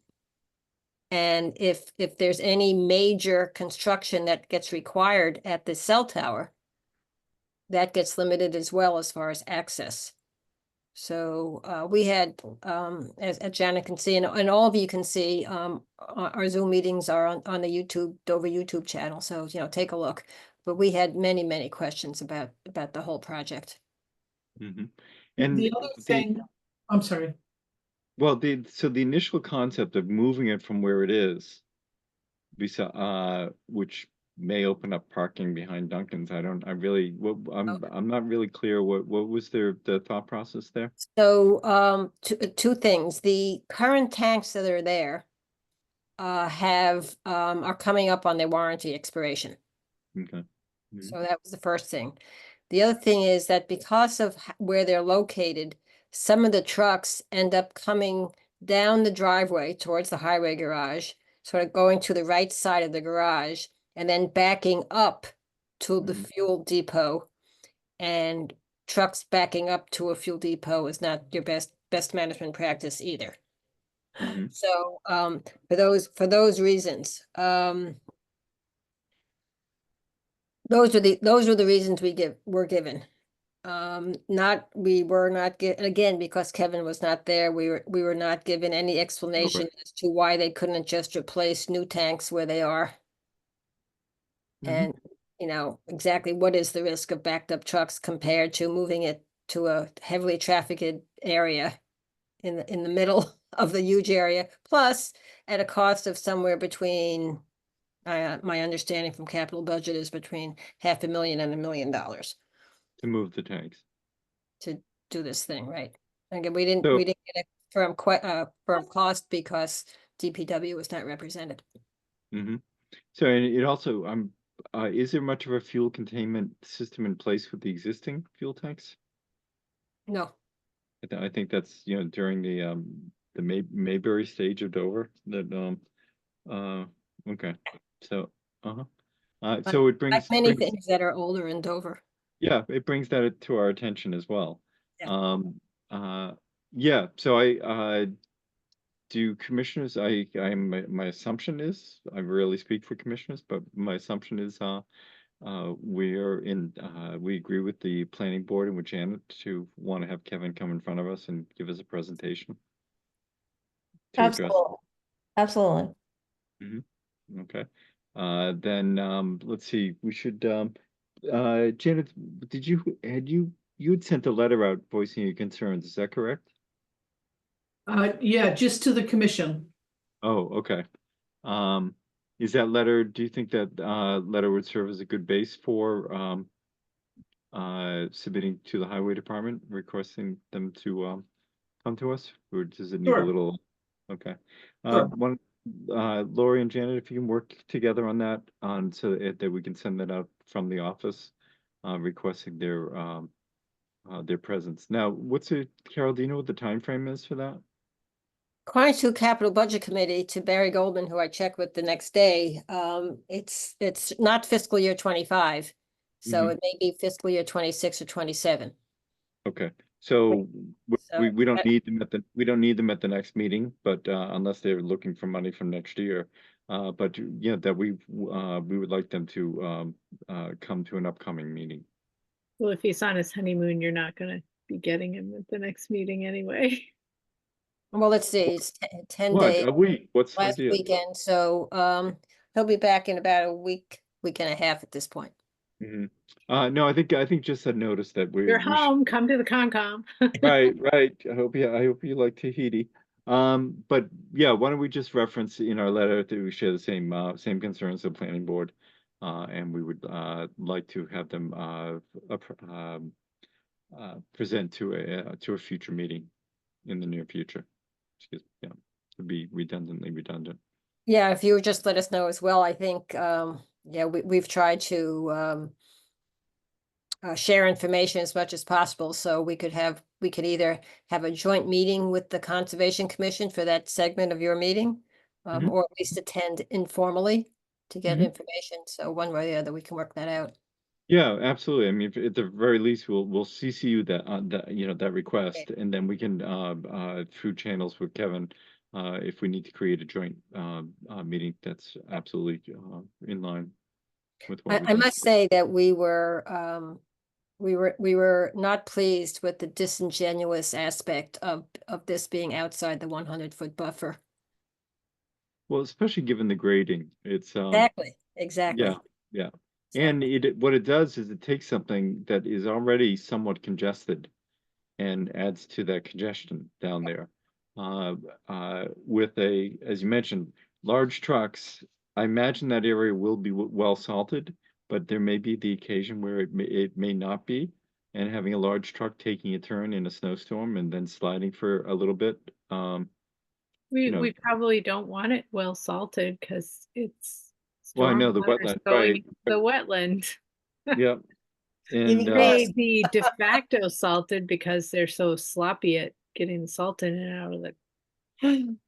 But so it obviously bears a more collaborative approach. it's not like those wetlands haven't just barely recovered from the last time they got doused with gas. How long was I wasn't familiar with that. The This is the first I've heard of it. MTBE, that's the land that the MTBE spill went into, right?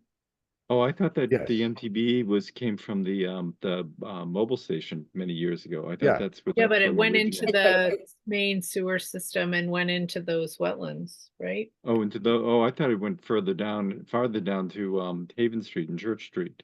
It did wind up, but that was because of it went through the storm drain. Oh, and it went through and ended up in that wetland, Yeah. and that wetland And then so it wound connected. up there. Yep. Absolutely. Well, there's just a little bit more reinforcement for you. There you go. Great. I wasn't here either, but Mm-hmm. So, All right, so John, you uh, told me 2 weeks ago that I could keep you online, so I was just, yep, you read my mind, so we're moving right along. we're moving So, along. thank you much, Carol, and Okay, Val. well, thank you very much. Great to Carol, talk thank to you, you. Val. Carol, before you go, I just wanted to mention that this area, as is about half of the town, is in the groundwater protection district, which is a general bylaw administered by the Board of Selectmen.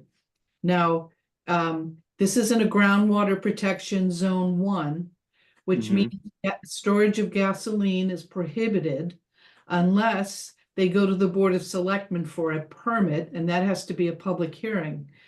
I think that I don't think that groundwater protection district has been really administered or enforced, but this would be a good time to start doing that. Right, and because even if this didn't involve the Conservation Commission, as we've gotten you involved, it's a site plan review that's within the O district, so it has to go to the selectmen anyway. Having been a selectman, I will tell you that we are not trained or even understand what site plan review really means. So the planning board takes increased pains to really explain when we do our site plan review decision. what all the issues are. Mm. Because it's also part just of an education with the selectmen as well, because they don't do site plan review. Mhm. So, no, again, that ties in with collaboration, but I think this is more important than what Highway Department seems to think on its face, and it bears us all reviewing it together. So, Great. thank you, especially in Okay. light of the history. So, Yep. okay, Thank you very much. thank you. Thanks, Carol. Right. Okay, moving on. Let's see. So we have a discussion regarding revising deadline requirements. And what has brought that on? Current deadline requirements Thursday? Oh, Lori. That was me. Okey-doke. So we have 2 different days of deadline requirements. We have 3 weeks ahead. The deadline is historically been more recently Thursday at noon, and that Mhm. is a legal ad requirement. And then for certificates of compliance, it's 2 weeks on a Wednesday at noon, and for new information, it's 1 week on a Wednesday at noon. And an applicant actually suggested to me, why don't you just make all your deadlines Wednesday at noon? One's 3 week, one's 2 week, one's 1 week, but at least it's less confusing if the deadline is the same. And I Mhm. talked to Janet about this too, and I think she probably agrees that Mhm. that makes sense. So that's all that's about. I just wanted Okay. to. And in order to do that, can we do that on the fly, or do we have to actually make a formal policy change, or? I don't what's- think it's anything formal. I was hoping to just, when I set the meeting dates for 25, Mhm. just make it Wednesdays and, maybe send a little group email to people that file with us a lot and just give them a little heads up that we're Mhm. changing all our deadlines to Wednesdays at noon and sort of in the email, 3 Mhm. weeks for this, 2 weeks for this, 1 week for this. Mhm. It just makes it less confusing Do I for hear that, any, do I hear any dissent on the part of commissioners? No, I think No. that sounds smart. And just, I mean, do you have anything posted on our town website that can just say, I do have the meeting dates and the submittal requirements posted.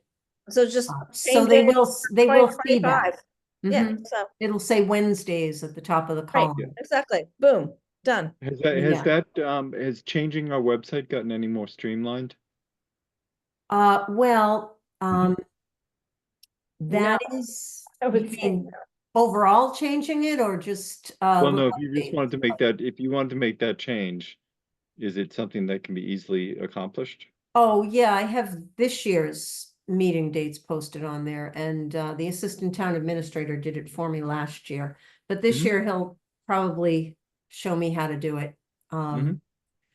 Because I'm going to need to start doing those updates and we had, well, some people had more training than I did, but I had about a 10-minute training, I think. But he sits right next to me in the office next to me, so I'm sure he'd Oh, be good. happy to Okay, great. help I me. know, I know historically there've been sometimes it was difficult to get the website changed. So this No, seems, it's getting better. It's gonna get better, and he's very helpful whenever you ask, so. okey-doke. And I think I just cleared it out of my brain, but there was another, in terms of updates from you, I'm trying to remember if you had mentioned, and I can't, it may come back to me. It was about, no, it's gone, may never return, but I'll, anyway. I have one more DRS. question, Morning, actually. 2 o'clock in the morning, when you get up to go to the bathroom, you'll be like, that's Yeah, what. right, exactly. Yeah, you can email me then. I'll get it tomorrow. Okay.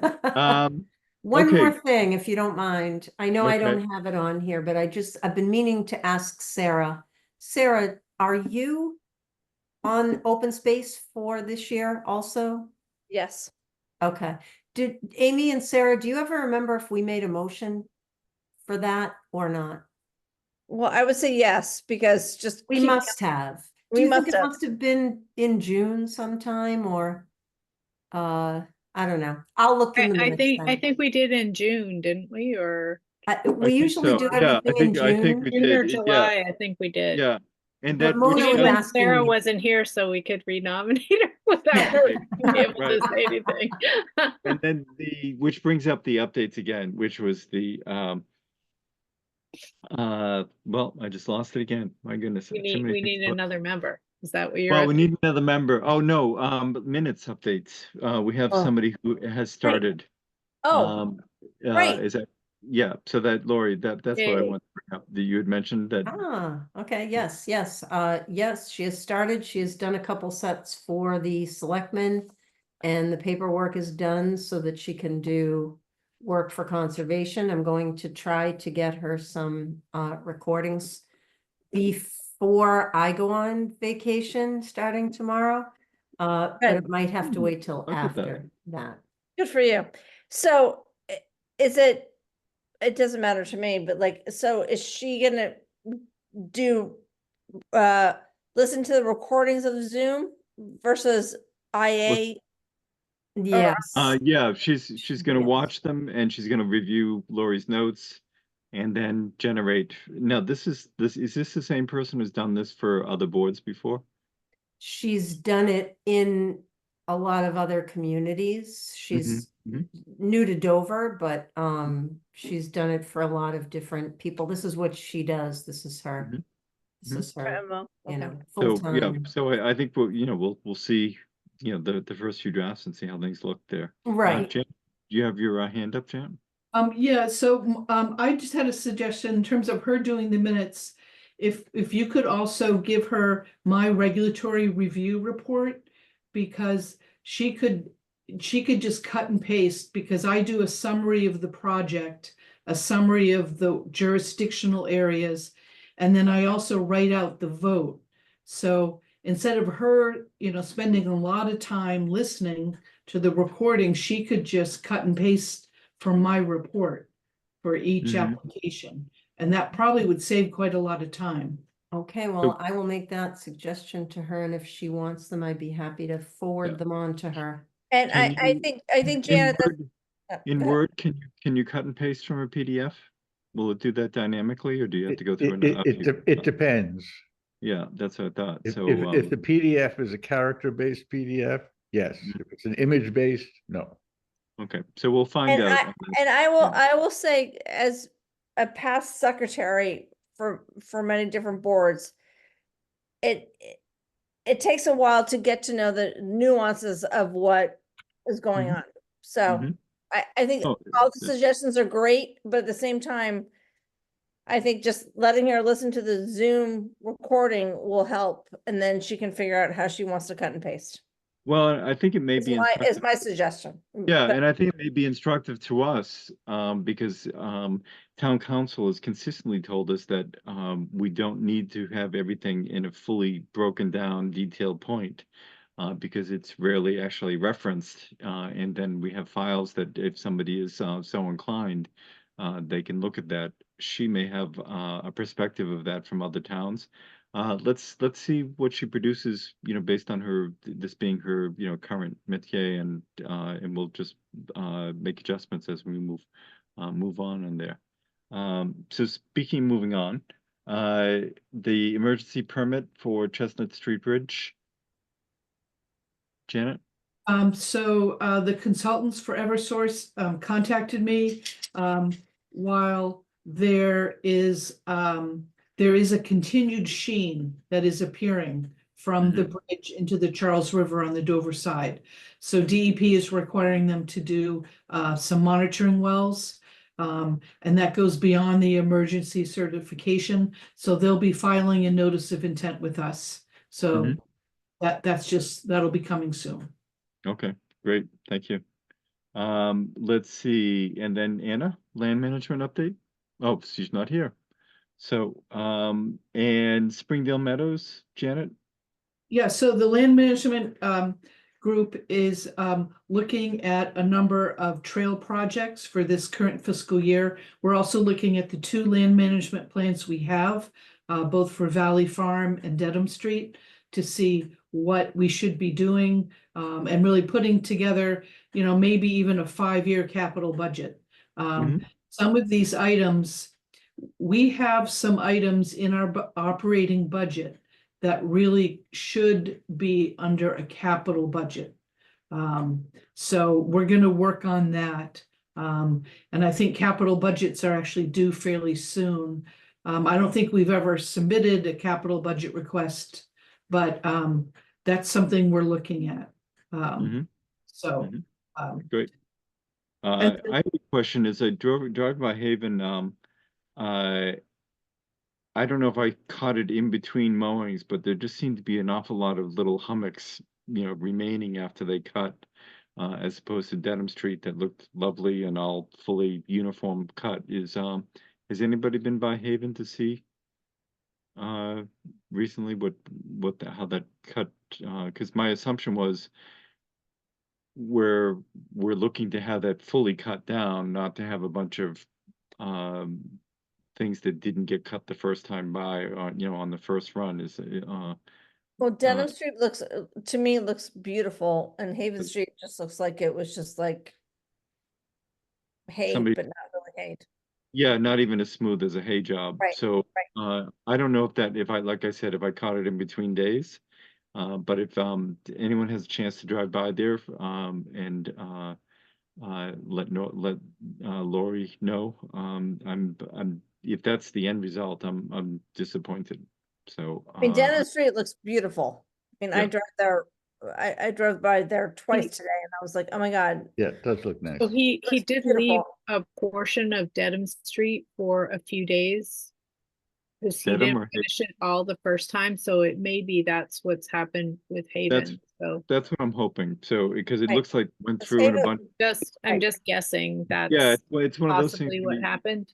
Yeah, when you ride over something and it gets everything but, and there's, things that still stick up, and this has a bunch of that. So, okay, well, I'll we'll drive just. by. Yeah, I and think I, I'm going out thank that you. way tomorrow. Okay, great, thanks. Okay, and then Jim had a question about, I think it was 65 Main Street, the storm drain there, and I saw some information came back from the Highway Department. Janet, did you see that? Yeah, so Jim had thought that it appeared that there was a illicit discharge, a sump pump coming from 65 Main onto the street and then into the stormwater system. But Bob Tosi confirmed that the DPW was creating a berm so that the water would drain from the street into the catch basin and not onto the 65 Main Street property. So that was town work to correct a problem there. Okay, great, thank you. And speaking about Jim, is he still part of our commission, or is he? Laurie, you've dealt with him before, more than most have recently. I mean, he certainly is calling things in, but do you know? I thought he might be at this meeting because he Mhm. did come in to sign something for me, and then he had that email. Other than that, I haven't talked to him a lot this summer. Okay. So I Again, think what I don't mean to bring, I'm. No, but I think it behooves all of us, if we have any place that we find any scintilla of interest from people, to try, and maybe we should do another round of advertising, Lori, but we do need some associates because we have been very perilously close to not having quorums on a couple of occasions. So we do need to get it out that we're a fun board, a night owl board, that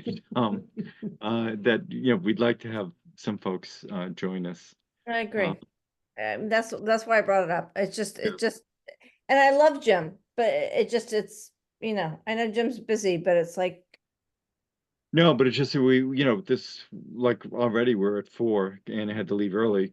Luckily she did it after all our voting was over, but we're on a balance beam here. And so, yeah, let's see what we can do. And Lori, I'll talk to you about advertising or other methods there. Okay, let's see, why don't we're looking at Janet's agents report. Yes, and I just wanted to back up to the Springdale Meadows Land Management Plan. So you approved that proposal. We got the agreement in, and I sent that out. And Anna had a couple questions, and I just confirmed that payment is at the end of the project. There's no advance payment or mid-project payment. And then her other question, and that was really it. So she said she would, the commission had previously approved either John or Anna signing that. So Anna said she would sign that, and we'll get that going. So the next step, probably within the next week, I'll send out some dates for a site meeting with the consultant. If people think of anyone else, I thought we should invite, I can't remember her first name, Freeman, Elizabeth. Elizabeth. It's lovely. If she's around, she would love to do it. Okay. If people can think of anyone else who might, help inform, perhaps Mark, who does some of our maintenance, we could invite him as well. But so that'll be an important first look at the property. And I would obviously, as a commissioner, I'm assuming that I will be part of that, but if I'm around, I would love to be part of it as well. I'll get a range of dates. I'll do a doodle poll and see what we can link on for that. Excellent. So it's a good time of year for it. Okay. Let's see, 31 Springdale. Here we are again, with a deadline that has passed. We were to get the restoration plan draft by September 5th. And we have not received it. And have you heard from, is it Goddard who's doing that? Yes. And have you heard since then, have you heard from Goddard, people on vacation or any of that sort of stuff, or what are we looking at? They just keep saying it's coming. Okay. We had talked about this before about potentially, if we, we've done multiple deadlines here of sending an actual letter out threatening fines. Does anybody have a problem with us doing that at this point? He can then take that to Goddard and maybe spur them, or we don't know what's going on, the dynamic there. But I think this is a more serious thing than he is willing to recognize. He filled in a drainage ditch / stream, and that it needs to be addressed. I have no problem. I have no problem with I don't this. either. Like, okay. he's So- come forward to us like twice. No, I have no problem. Okay. Fine him. So I guess the thing is, by the lead time we have on these sorts of things is that actually Lori's not going to be in for over a week. So we normally want to give somebody at least a week's head up before the next meeting. So it would seem to me that we won't be able to get a letter out to him for 2 weeks. At that point, I think having Lori put a letter out saying that that at whatever the meeting that allows for the 1 week submission ahead of time, that if we don't receive that submission, that we will start to find $300 a day at that point.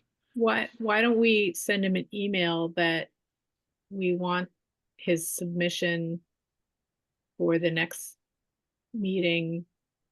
Otherwise, we will be discussing fines at the next meeting. How's that? And then back well, and- part of that is that something, Lori, you're basically off the clock at the end of this meeting. Is that correct?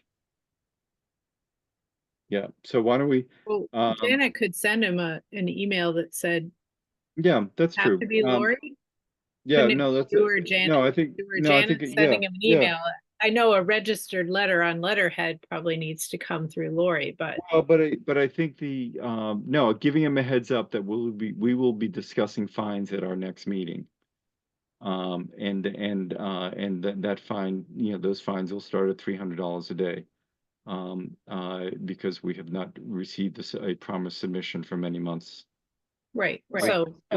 Janet, is that then we something can that send you, an official letter and start the fines, whatever, but we'll get that after, we would do that after. so would we do that have after the meeting, next yeah. meeting anyway? But I think a heads up from Janet saying that the board discussed at this evening's meeting that we will be discussing, if we don't receive something before the next meeting, we will be discussing fines at that meeting.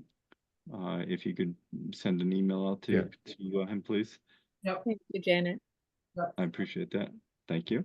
And maybe, well, technically, the deadline should be this coming Wednesday, then for the 9th, but I think we could give him a little more time, at least to Yeah. get something in before the next meeting. Yeah, that's fine. Yeah. And then and I will try to give him a ring as well, just to impress upon him. But I'll wait until that that if you can CC me on that email, Janet. And Okay, then I'll follow up after that. okay. Okay, appreciate it. Thank you. And then also on 29 Saddle Ridge. I was trying to go back over my notes. We discussed that at the end of August. That was our last conversation. Mhm. And we said, you know, it's isolated land subject to flooding. Please submit your restoration plan, but I did not have a deadline in my notes. And I'm wondering what people recall. Did we give him maybe a month? That I don't recall. Did you see the letter that came in from them recently, Janet? I don't think so. So there's a letter, I don't know if it was sent to Paul, but basically, so we voted on the fact that we reviewed everything and we voted that that was indeed an ILSF.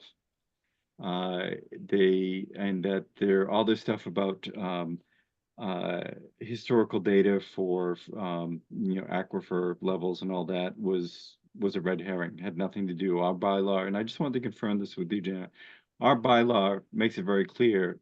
All we need to do is see one example of this in a year, in a 12-month period, that it fulfilled the volume requirement to be determined in ILSF. Is that so? Rather than going too much into detail, if you don't have that right off the top of your head, but and that's what led to our vote. We had two examples of it, and so then this letter came out, and they basically referred back to it saying they think we're wrong.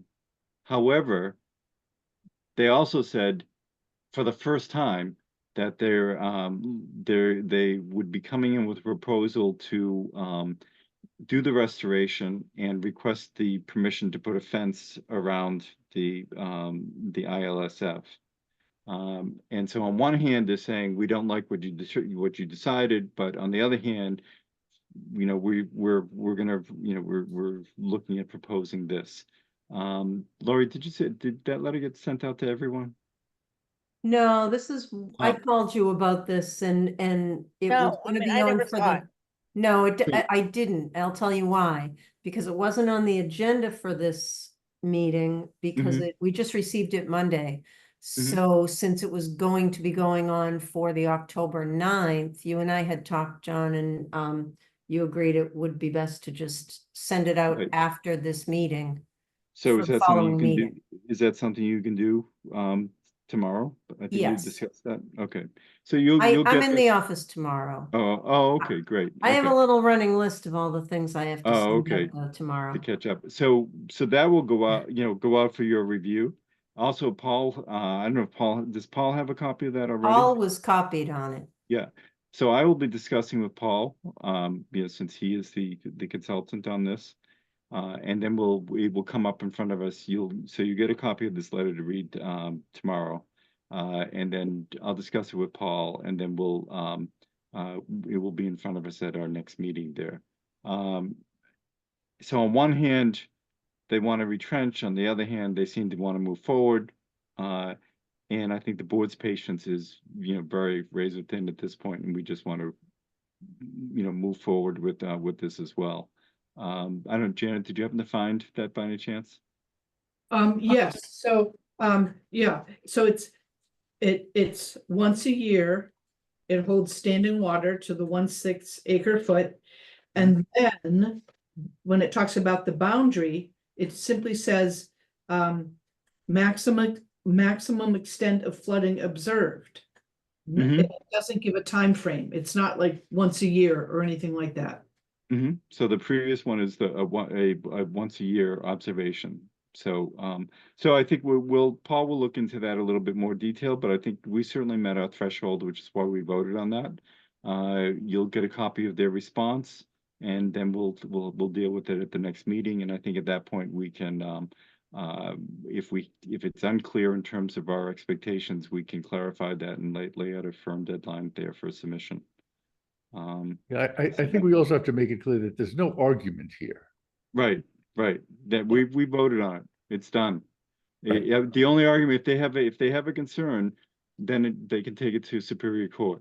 But we've determined we're not futzing around. We have a consultant on this. The state, we're dealing with it on our bylaw. We're not dealing with the state. We made our ruling. And our enforcement order says, we'll look at it more clearly, but our enforcement order says basically, restore it to the status quo ante. And then the only next thing we're looking at is whether to accommodate a fence, but we have not formally been presented with that option. So, so that gets us kind of in the right direction, but they're so ambiguous about it. So let's see. I think we can firm things up at the next meeting, because I think we're fully informed about their history and where they're at. So, so take a look at the letter. Okay, Janet, continue. And related to that, now that we have someone going to be doing the minutes, if I could request that maybe she August Skip ahead. 2024, if she could maybe make that one of her priorities, because I'm not sure where this 29 Saddle Ridge is going to go, but as long as we have some draft minutes that we can refer to in terms of what the discussion was and then what the vote was, that would be helpful. Was the vote August 24th, or was the vote the previous August 28th? It was okay. August 20th. Lori, could you do that so that she can jump ahead, please? And is that 2024? Yes. Okay. Yeah. Okay, next item was the DPW's consultant's response to the concerns we discussed out at our site meeting at the end of July. I just got that out to everyone on Monday. I'd suggest that we take a little more time and put this on the October 9th agenda, since there are a couple decisions we need to make. They're making some recommendations. Basically, they're saying all of our issues they can address, but I think it would be good to have maybe a little bit more of a discussion and not at 10 o'clock at night. Yep. So please read that. It's pretty complete, and it does address the things that we, at the site visit that we talked about. And I think, and they also did an inventory of their plants and made recommendations of what they'll be replanting, and also looked at some of the sloped areas for potential egress of animals out of the river to get up. So they pretty much, they listened, they covered the bases. So take a look at it so we can be prepped for it. Okay. Let's see, the next, it was an email that came in regarding the owner at 46 Springdale, Elizabeth Freeman. She had contacted Kevin McCabe at the DPW. There are 2 dead ash trees on Concom land that she wanted the town to perhaps remove. There's also a limb that needs to be trimmed. No one is walking over there, so I don't think it's a safety issue. I think it's mostly aesthetic. Also, we do not have a tree maintenance budget. And Kevin did not offer to take care of those trees. So I don't know what people's thoughts are on that. Generally, on our Conservation Commission land, if a tree is dead or has fallen, unless there's a safety issue, we just leave it. Why don't we take a look out there and Are you familiar with the trees she's talking about, Janet? I've just seen pictures. I have not been able Oh, to okay. get out. I mean, there. I just walked it and I know where she's talking about, but it's not. Is it that little bit of road that runs between her and the next property and 50? I now? guess so. Yes, I Oh, guess. so it's on the right side? That we kept a little spur Mm-hmm. because it was Is that the old trail? it was an old Carriage road? or carriage what? road, and we were afraid that if we sold it to the Powers, that he was going to try and develop the back of. No, the- Amy, actually, no, it's more, the No. dead ashes. So are it's not, toward it's, the school, not toward the Powers, oh, okay, it's the other side. the other side. Oh, Okay. Yeah. In- So did in, I don't recall this letter. Did in the this swamp? when did this letter go out? Actually, it went out yesterday. Oh, so I haven't seen it. And it has the pictures associated with it? Yes. Yeah. Okay, why don't we review it and take it Yep. up at the next meeting? Yep. Unless it's I mean, smart thing.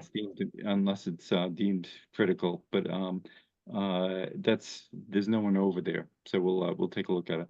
Yeah. Okay. 87 Haven? 87 Haven, the property owner had voiced some concerns that there's a tree on his property that he thinks is a safety issue. He wanted to know if he could access Concom land. I did finally have a conversation with him today.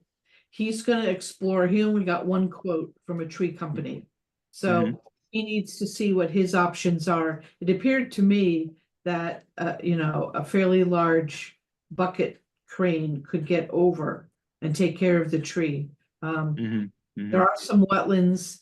I'd be concerned about allowing a private contractor, for liability purposes. I'd be a little concerned giving a private contractor authority to do work over our land. So anyways, he's gonna get back to me and I'll keep you posted. Okay, and I think if we were to move in that direction, we can ask for an insurance certificate that names us as a covered insurer. And cover that end. The liability concerns are really probably pretty small because they have their own, but we want proof of insurance and have us named as a named insured. But let's see where it goes there. Okay. Okay, and then DCR trail restoration. Yes, last Friday, we had a site meeting. Amy and Sarah were there. There were some DCR reps, Hunt Club reps. And we had a good site walk. It certainly needs repair. So this is fast track, the short-term repair. And they're gonna be filing a notice of intent as a limited project very soon. And what's the repair? The proposed repair? Is So the trail that has collapsed, they are going to put some large boulders in and then fill that area to stabilize it. Oh, So okay. there'll be a subsurface layer, and then boulders to contain the material. So DCR, they know what they're doing. So right? the Hunt Club is taking the lead on this, but I think they have a good plan. Okay, great, thank you. Let's see. So then we already discussed the fuel station. Then distinction on the use of separate state and local wetlands permit filing fees. Can we move that over to our next meeting, just because we've run a little long, please? And then the newsletter. Yes, so I sent that out. That went out on the 21st, and that is actually due tomorrow. This is a repeat of an article that we had put in before. I don't know if people had a chance to look at it or any revisions. To me, Yeah, I saw it come through, but I haven't had a chance to open it, and but it did sound familiar. No, okay, then and when that goes the newsletter, that's already been submitted for the newsletter. No, but Oh, it needs to go in tomorrow. Okay, it sounds like we already approved the previous version. Yeah. So, yeah, so, that's good. Very good. Um, That's it. Great, thank you very much. Anyone have any, anything they want to, finish up with? No, Okay, thank you very much. And Sarah, thank you for your guidance. you're welcome. And, I'm trying to keep you on.